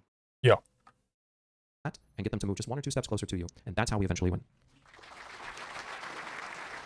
And I also like how the way he thinks, again, this is like a thought experiment from Springtown Nations. Imagine a time traveler comes back from 100 years in the future, and he tells you, hey, we achieved the libertarian utopia. We live in Ancapistan in reality, not just in our heads anymore. And he says, hey, how do you think we did it? And you said, well, we talked to people on their own terms, and we voted in each of the most important elections of our lifetimes, and that's how it happened. You got a lot to learn, if that's what you think we'll do, and that is exactly what Nick Sarwark. I keep mixing him up with Nick Gillespie. That's what Nick Sarwark thinks is the case. It's like it's a joke of a philosophy of history. It's a joke. Right. And, just look to every other revolution in history. Like the Bolsheviks came out and murdered all the Romanovs and, they were willing to do whatever it took. They weren't going out here being like, these czars aren't so bad, but, wouldn't it be better if you owned the means of production? Just maybe think about it. Like, no, they just did what they, again, I don't disagree with their means and I disagree with their ends, obviously, like no shit. Mm-hmm. My point is that they had these principles that they believed in and they acted on them and they used the means that they thought were justified. And again, they were wrong. But look, that's in a sense, and I know I'm preaching to the choir here, that's, libertarian Leninism, again, the Springtime of Nations had that essay about it where it's like, look, learning from our enemies. Okay. The Leninists and the Bolsheviks won by being uncompromisingly radical about their horrible, horrible message until they won everyone over. That's what they did. Mm-hmm. It's really, again, it's not difficult. It's really not difficult. Thanks, guys. We go to the Q&A portion of the program. As you know, Dave, but you perhaps don't quite know Nick. At this point, you can ask each other a question at any time. You can do that now, or you can wait for other questions. The moderator has the prerogative to ask one of you a question. I also want to mention that we do have seats down here, so anybody who's standing can walk down the aisle to the front row and take a seat. And I want to start out with moderator's prerogative and ask you this question, Nick. Ron Paul was a more strident, more forthright, more vociferous proponent of ending the Fed, ending the wars than Gary Johnson was, or Bill Weld was. I imagine you agree with that. Would you prefer, if that were the choice between a Gary Johnson or Bill Weld-like candidate for the next presidential election, or a Ron Paul, strident, principled, anti-Fed candidate, which one would you prefer for the next nominee? My preference is going to be for a candidate who is going to speak in bold tones about the issues that are not being addressed by the two old party nominees. Every presidential election has to do with looking at the field that you're, Dave brought this up. Two really unpopular candidates, both one of whom is a reality TV star and the other one has never had any executive experience. That's part of the reason why running two chief executives made sense for that cycle. So I think a strident anti-war candidate who also was for free trade and open immigration and ending the national debt, or actually like ratcheting it back, those are four issues that neither the Republican or Democratic nominee is going to touch. And that gives you a clear lane to be a real option, right? They don't have a second best option anymore. If you're a hardcore anti-war voter, there is nothing for you outside the Libertarian Party. I mean, allegedly the Green Party still exists, but I'm not sure. That's the lane we should be in. So I do think that we should be bold about those things. I think we should be a perfect candidate might be one that's boldly anti-war. Anti-war on drugs, anti-war overseas. Just be against all war. Lee Rice, who sought the nomination in 2012 against Barry Johnson, his whole campaign slogan was, I am not at war, either at home or overseas. It was strident. It was passionate. He was a passionate man. He sadly passed away. The delegates didn't choose him. They went for somebody who was able to reach more people with a softer message. And that's really the delegates' choice. They get to decide how to balance that. You want to comment on So it's just primacy of the delegates. His opinion doesn't matter at all. It's strategy doesn't matter at all. None of philosophy doesn't matter. It's, well, the delegates, they decide. It's like he didn't ask. You notice, Jane Epstein didn't ask, well, how does a person get voted in to be on the presidential ticket for the Libertarian Party? And he said, well, it's up to the delegates. They choose. Like, he asked, which would you prefer? And he said, well, he gave such a politician answer there. He didn't actually answer the question at all. He just went into like, well, you see, maybe it made sense to vote for the people we voted for in 2016 because blah, blah, blah, blah, blah. And well, and it's up to the delegates ultimately. Like, he didn't answer the question. Also, just this I don't know the weighing up of, well, it makes sense to vote to have two people who have been in executive positions because these two people don't have it. Like, what the fuck? What are we doing here? We're not strategizing for a football game. Okay, we're not going out here. We're not going to win. Okay, so why do we give a shit about the margins of like, well, maybe this appeals? Like, I don't know a single person on the face of the planet that was like, well, I wasn't going to be a libertarian, but then I realized that the two libertarian candidates had some executive experience. Like, Yeah. What are you talking about, Sarwark? What's this doing for us? And yeah, you're totally right. It's just outsource my views to the delegates. The delegates will, the holy delegates will decide my views for me, and then I will seek to justify why they made the right decision. It's also like the argument there that there is this hypothetical person who's like, well, you know what? I really want to go for someone who's in a C-suite position, and they don't go for the billionaire. They go instead for the Libertarian Party. It's like, well, yeah, that's the C-suite ticket. Yeah, there's that person. That person doesn't exist. I don't think even in theory that person exists. Ludicrous. Let's see if Dave. Dave, of course, will just say, "Well, obviously, I go for fucking Ron Paul. Like, what's wrong with you?" And then Dave, you want to go to the audience question? I mean, the question is whether you prefer if Ron Paul had run on the LP ticket in 2016. I mean, I don't know. I think you'd have to be brain dead to not say yes. Yeah. I don't know. Would you have rather had the country doctor who knew more about monetary policy and military history than anybody else in the room, who inspired millions of people to join the Liberty Movement? Yeah, I think I would have rather had that guy. And the idea that you go, oh, well, if you're an anti-war voter, there was nowhere else to go except the LP. I mean, okay, yeah, you're right. That's how George W. Bush won. That's how Barack Obama won. That's how Donald Trump won. The truth is, if you're an anti-war voter, there was nowhere to go, period. And look at Tulsi Gabbard right now. She was the most Googled candidate after both of those debates, and she sucks on every issue except war. And she's getting some traction off of that. Obviously, the Libertarian candidate should be the home for the anti-war vote. And if you're not doing that, like I said before, what's the point? Okay, no questions do you want to put to each other at this moment, so we're going to go to the audience. Please raise your question. Wait, we can put questions to each other? Okay, all right, I'll put a question to Nick. So do you think, let me ask you this, if you could run a candidate, let's say you could run Dick Cheney on the LP and get 10 million votes, would that be a good move? Like, my question is, if you could run somebody who has no, they want to lower taxes, they want to do a couple things here, but they're a war criminal and they're for torture and all these other things, but you get 10 million votes out of it, would that be a good idea? Me personally? Because I don't pick the nominee. That's the weird part about this debate. About what they, again, he's just doing primacy of the delegates. But I have also just put the Angela McArdle tweet back on screen again because I think it's relevant.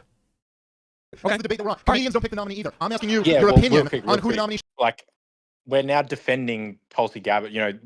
Tulsi Gabbard sucks on every issue. That was Dave in 2019. Now Tulsi Gabbard's 1/3 of our libertarian in the cabinet. But yeah, hilarious. He's like, Sarwark's like, you're asking me? It's like, well, aren't you on the fucking stage, you idiot? Of course he's asking you. You're the guy he's debating. Like, what do you mean?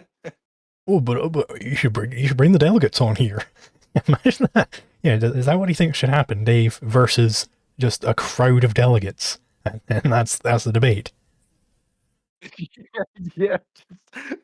Debate the consciousness of the delegate, like the will of the delegates versus Dave Smith at the Soho Forum.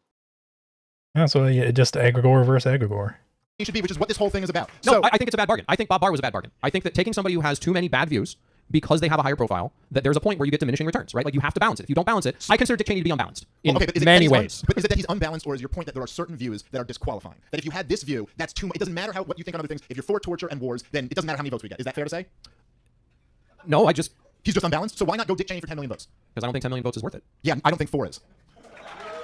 So let me ask one more question real quick. Do you think there's any issues that any positions you could have as an LP nominee that would be disqualifying? That would be so unlibertarian that you would go, you should not, no matter how many votes you would get, we don't support you being the nominee. I'm sure there are. What would they be? It's up to the delegates. No, for you, dude. We're debating for you. What would you think for the nominee? So yes, exactly. By the way, thank you. Stop being a lawyer. Stop being a lawyer. This is a good tactic. It's like the same thing when you say, the Mises Institute aren't fascists, but they're the favorite institute of fascists. This is good lawyer tactics, but it's really cowardly for an intellectual conversation. So what do you think? This is what we're debating. What issues would be disqualifying to be the nominee for the LP? I think being pro-war is disqualifying. So Bill Weld is disqualifying? No. Why did you get up and debate if you're just going to appeal to the delegates? Like, what are you doing? Like, just like what is he like? Even in theory, like when in Sarwark's own head, what does he think he's achieving by saying this? Like, it just absolutely makes no sense to me. Why you just be like, it's up to the delegates whether Dick Cheney's the one he's using at the moment, but I'm pretty sure at some point Dave Smith had him on a podcast and he asked him if he would have Adolf Hitler as the president, as the libertarian nominee, and I'm pretty sure he said yes if it would win them enough votes. So it's like, okay, like what are we even doing here then? Like, what's even if the debate? Because if that's your view that just votes no matter what, if we assume votes, then you can put in whoever you want. Then why are you even agreeing to the debate? Because you're just going to say yes to there is no strategy. It's just votes. There's nothing to debate at that point. Yeah, I think I have some insight into why he is doing this. Why he is afraid to take a position himself. This fits in perfectly with pragmatism. Pragmatists are often afraid to take any sort of stance on any issue, because what works today might not work tomorrow, and the standard of the true is that which works. So they'll be very fluid. It's like, it'll generally just kind of fixate on some vague social democracy type of view, because they got to be very malleable. Because if somebody pins them down and says, "Well, this doesn't work," then they've got to retreat from that view immediately. So they never want to say exactly what they're after. This is very common. More fucking Twitch bots. Yeah, I still don't even know how to fucking ban people on Twitch. It doesn't goddamn let me. Oh well, the bot can stay. Bill Well's not pro-war. Okay. Since Dave wants to ask questions, I want to ask one too. Please. Who should we nominate, Dave? It depends on who's running, I suppose. Who should we nominate in 2020, Dave? Right now, Stop being a lawyer, Dave. I've never been a lawyer in my life, so that's not a problem. We should nominate, as I said before, anybody who's willing to run an anti-war, anti-Fed campaign. If you were asking me of the last time, or are you asking me? No, I'm asking you in 2020. Who should we nominate? Because you took the proposition that we should never nominate anyone right. with views like Weld or Johnson. That's right. So who and what views should the nominee have? I've said this over and over. I will continue to say this. At a bare minimum, they need to be anti-war, anti-Fed. I'll look at who's running right now. Who are the candidates who have declared for 2020? I don't know. You tell me. Well, I thought you were the chair of the party. I thought you were a member. Are you not paying attention to the race? You have strong feelings about who we should nominate. Excuse me, sir. I am a dues-paying member, and from what I understand, from what I've been told, you're the least important member of the party. So, I will say, listen, whoever is better. Look, I'm not saying any of them are perfect. Ling. Austin Peterson would have been better than Gary Johnson. McAfee would have been better than Gary Johnson. Better than Bill Weld for sure. Adam Kokesh is better than fucking Bill Weld for sure. Listen, like I said, guys, this isn't a joke. I know some of you. I know there are people that are like, I'm too radical. You are radical too. If you're a libertarian, you're living in the biggest state in the history of the world, and you're anti-state. You're a radical too. We need to actually take a shot at doing something here. So I would take anybody who is that. I would take Justin Amash if he ran an anti-war, anti-Fed campaign, like I said before. Good answer. Question. Please raise your question. Ask a question. Yeah, the question for Dave. So Right, 20... real quick. Like, Sarwark thinks he's catching him out here because Dave's given him specific examples of he's asking him oh, would you vote for Dick Cheney? Like, would you defend Dick Cheney? And Sarwark thinks that he's going to get one back by putting Dave on the spot and asking him, okay, well, who would you vote for? But Dave's point isn't specifically on Dick Cheney. Dick Cheney's just an example to get across a point, right? Which is that we should have some principles about this and actually have some disqualifying factors for who we would and wouldn't put up as the candidate. So Dave can just say, yeah, my ideal candidate would be anti-war and anti-Fed. And Sarwark being well, who specifically? It's well, it doesn't matter.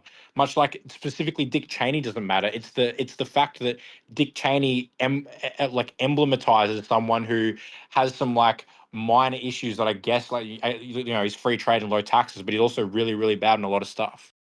Yeah, it's also, I do want to point out here that the argument that Nick Sarwark is bringing, it's like, okay, well then who's the candidate? Who's the candidate? Also, Michael House says the same thing in the Mises Caucus Discord. I'll send you this as well. He's like, oh, well, if anybody could bring a candidate to our attention, blah, blah, blah, blah, blah. Anybody could recruit a candidate. This is all cope. Instead of acknowledging the reality, this was the only candidate we have. We only had Rectamol, so you're not allowed to criticize Rectamol. You're not allowed to criticize that choice, because unless you can tell me exactly which candidate you prefer. It's like, again, exactly the argument that Nick Sarwark is making here. Yeah, also, I'll just say this, and I hate the fact that they've made Ross into this, like, cudgel that they'll just beat everyone over the head over.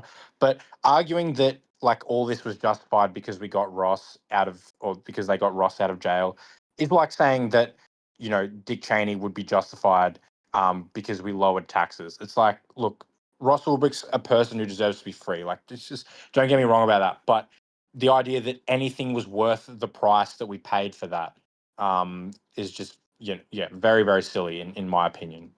2016, which of the 4 principal candidates did you support or vote for? Are you asking me, what was the question? In 2016, who did I vote for? Yeah. I didn't vote. Yeah. If you listen, I'm not just going to go out and vote for something where you have one, whatever, of 100 millionth chance of influencing someone. You got to win my vote. I'm not going to vote for somebody. Bill Weld was disqualifying for me, like I said, so I didn't vote for them. So you got Trump. Huh? So you got Trump.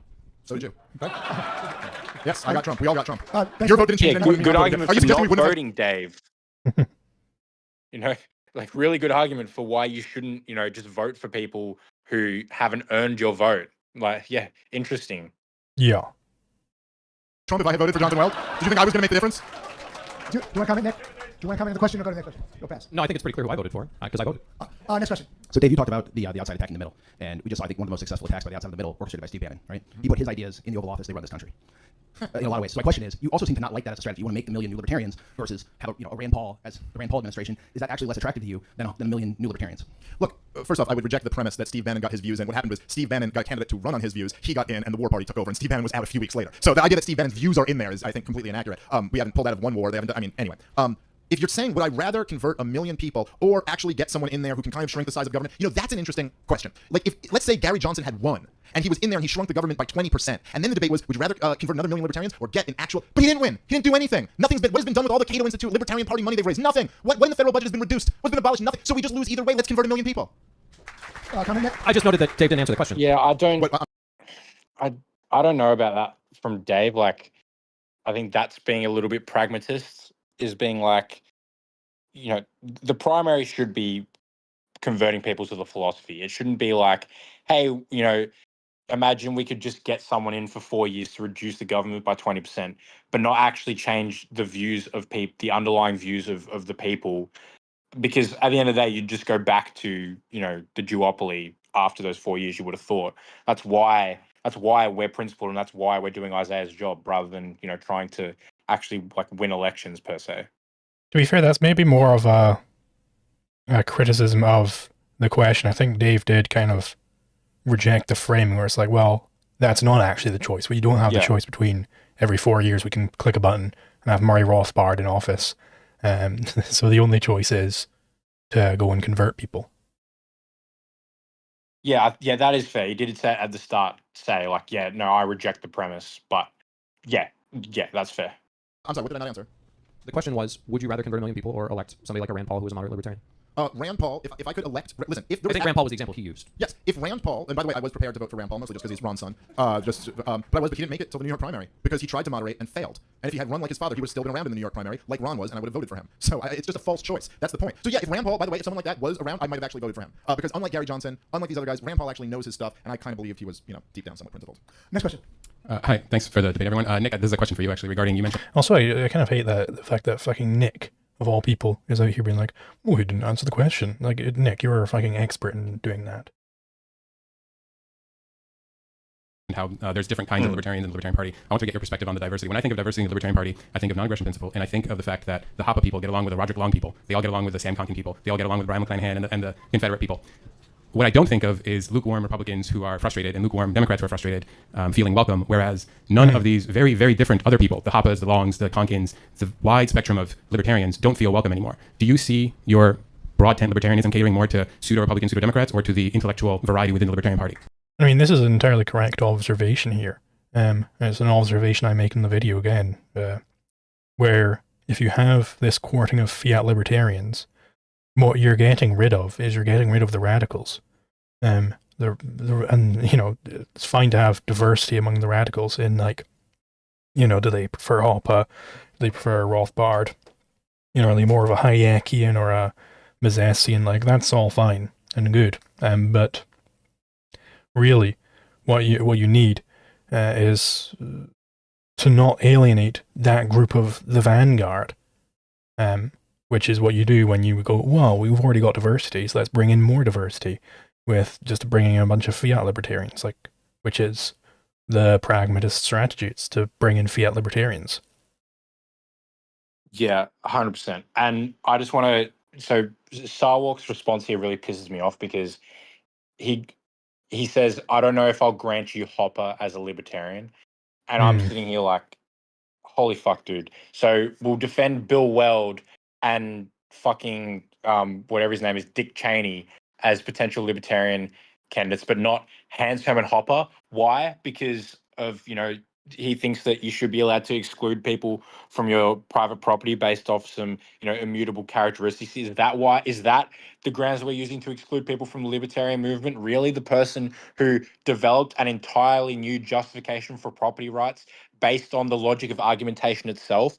That's the guy we're rejecting from the libertarian movement, but we're bringing in Bill Weld and fucking Dick Cheney if he's going to win us 10 million votes. Like, what the fuck are you talking about? Yeah, I mean, Hoppe's too discriminatory, so we need to discriminate and keep him out. It's like, go on. We need to focus on those gay marriage and equality libertarians. Yeah, over, no, you know, Hoppe. You know, the average person really deep down is already a libertarian because they already feel that they're free. But Hoppe, he's not. Like, you can see what Nick really cares most about. He cares most about, like, progressivism. Like, that's his primary goal here. I mean, I appreciate the spectrum of thought. That's the logic behind his entire kind of that thing about how there's different kinds of libertarians. It's the progressive mantra down to its core, where it's like, you know, multiculturalism. You know, we're all like, we're a melting pot of like all these different views, and we'll bring them all together. It's like, well, no, actually, there are some disqualifying characteristics. We need to be discriminatory against people who don't hold to the core of the philosophy. And then to the point where you end up excluding people who actually do hold to the core of the philosophy, like Hoppe, like, you know, his immigration views notwithstanding. That's what happens. Yeah, it's like, you know, what intersectionalism means. You know, people hear intersectional feminism, that term, a lot. What intersectionalism really means is that there were all these different offshoots of Marxist class theory.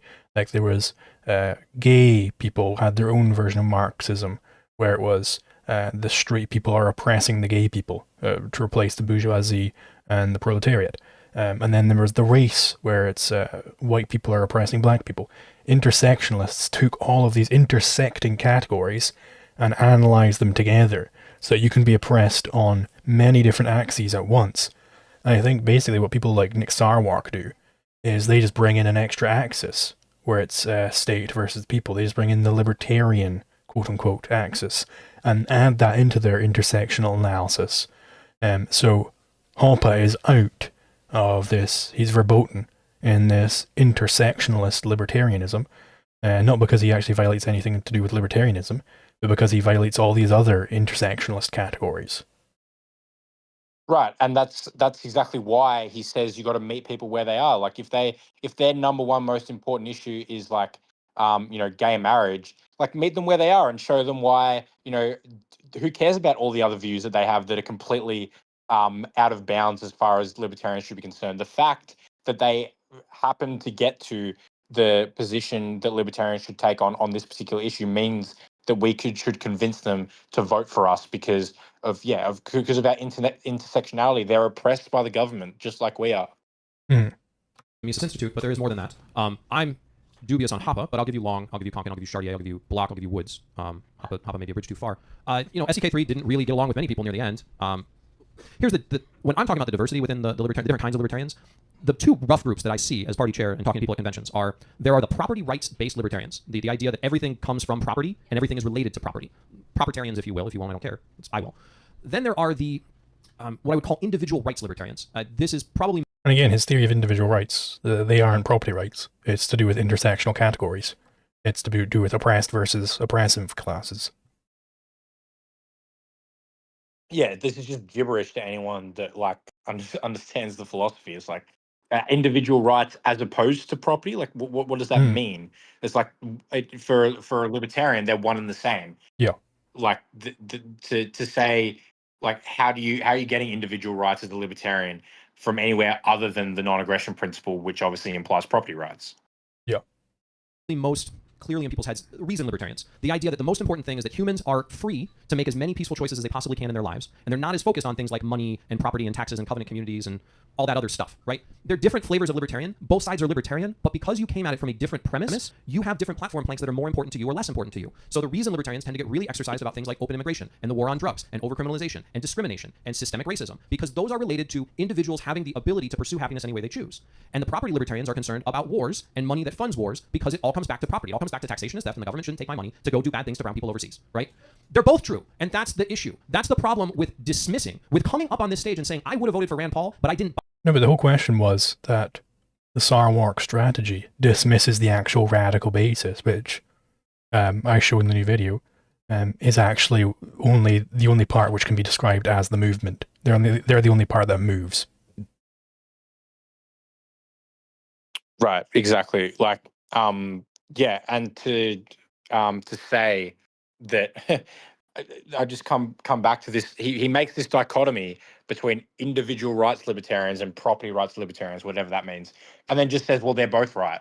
Well, what? Like, okay, then why are they different? Like, what was the purpose in distinguishing them in the first place if they're both right? Bother to vote for Gary Johnson when he was on my ballot. That is the problem. If we're going to be part of a team, we all have to be on the team together. And if part of the team spends all of their time talking about how everyone else isn't really a team member, that's a problem. No, Nick, you've missed the point of the question, though. The point of the question was that your strategy, this big tent strategy, that makes it such that the actual core of the movement is no longer part of the team. That they're getting alienated, that they're getting pushed out. Like, you can't just have right, kumbaya, exactly. Everyone gets along. It doesn't work. Right, exactly. And he does this 30 seconds after explaining, or after casting aspersions at Hopper. It's like, well, okay, which one is it? Is it, are we integrating everyone, or are we excluding some people based off of certain characteristics that they might hold? And if so, what are those characteristics? Because, like, okay, what is the characteristic that allows Hopper to be excluded, but not, a communist that wants gay marriage and, free weed and stuff? Yeah. Okay, so I'm not saying, listen, like I said, I'm a soldier in the liberty movement. I want more than anything to be part of a team. Look, like so many of you guys, I miss the Ron Paul days. I miss the days when we had a leader and I could just be like, yes, I'm behind you. But that whole mentality of I'm just part of a team is why there's Democrats and Republicans. I mean, is there any principle where there's a point where you go, no, I'm sorry, I can't be a part of that team? And now the idea that there are these some libertarians who believe in property rights and these others who are just kind of individual rights. Well, no, one of them have a solid philosophical framework and one of them don't. I mean, even when you just said that they go, well, some just believe that you should be able to do whatever you want to that makes you happy. Well, what if robbing someone else makes you happy? As long That's as not a libertarian. don't mistake my position. No, I'm quoting what you just said. No, you're not. Okay, anyway, I don't know what to say. Hunter and Hop is a hero. Lou Rockwell's a hero. Have the courage to say it. Libertarian movement wouldn't exist without those guys, so long live both of them. Next question. First question to the audience. Who here hosts a lucrative podcast? Because my wife and I host a podcast, and it's very lucrative at a grand total of $2.67 on YouTube, so thank you. I've been on that podcast. It's very good. Wait, what's the name of your podcast? What's happening? Because we're half Asian. So anyway, to Nick, I wanted to know what you personally is your number one issue, not just what the party puts up, but what you personally. And I already know what David's answer because he says anti-war all the time on his podcast. He's like 24/7. Yeah, so we get it. I'm kidding. I love your podcast. Anyway, so yeah, what's your number one issue, you personally? My personal number one issue, and the thing that, even when I was running a municipal race for mayor of Phoenix, almost everything comes back to the criminalization and the war on drugs. And part of it has to do with my lived experience, having been a public defender for 5 years, seeing how the system is built to incarcerate and destroy communities, seeing that every erosion of our privacy rights, of our liberty rights, of the right to search and seizure, every expansion I don't want to say real quick. I don't want to say that's like wrong because he is being asked about a preference at the end. Like what it comes down to is a preference per se, and there's no necessarily wrong answer. But when someone says that their number one issue is that, to me, that's not the root of the issue, in my opinion. It's an outgrowth of the more fundamental problems and the more fundamental ways that the state operates. So, look, don't get me wrong, like drug prohibition is like super bad, and the criminal justice system in the United States is super bad. But to me, in my opinion, it's not the root, but that is also kind of just me asserting a preference. So I can't necessarily say that Sarwark's wrong for holding that view. Yeah, I mean, I think we will cap it off on this question here because I do have to go in a moment. But I am curious why he didn't consult the delegates. Why he's just straight up answering. It's strange. He doesn't even know what the delegates think. Every cop who murders somebody all comes back to the war on drugs. So criminal justice reform and the war on drugs. Like, I mean, I will throw myself under the bus. If you had Dick Cheney and he ran only on the platform of legalize all the drugs and end the racist war on drugs across the country, I would vote for him at convention. Whoa, hold on. Let me jump on that. Please, wow, jump what on it. a load of first world privilege you just threw at us. So you would take killing 1 million Iraqis if we could end the war on drugs here at home? Do you have any evidence that they aren't going to kill 1 million Iraqis anyway? Because they have for the last 4 administrations. Yeah, okay. Every other politician that gets elected is going to go so have we that just war. accept that. Okay, so you're saying Dick Cheney, Mr. fucking carpet bomb the Middle East, Mr. Institute torture, you would take that because really it's just those poor Muslims over there. As long as we can end it. By the way, we're all against the war on drugs. Are we? Yes. Okay. What, are we? No, you're right. You got me. I'm really for the war on drugs, Nick. Oh man, good lord. But also, the big danger with open borders is people with drugs might go into schools. Really against the war on drugs there. Yeah. Yes. Anyway, I think we can cap it off there. Yeah. Thank you for coming on. Thank you everyone for stopping by. It was a blast.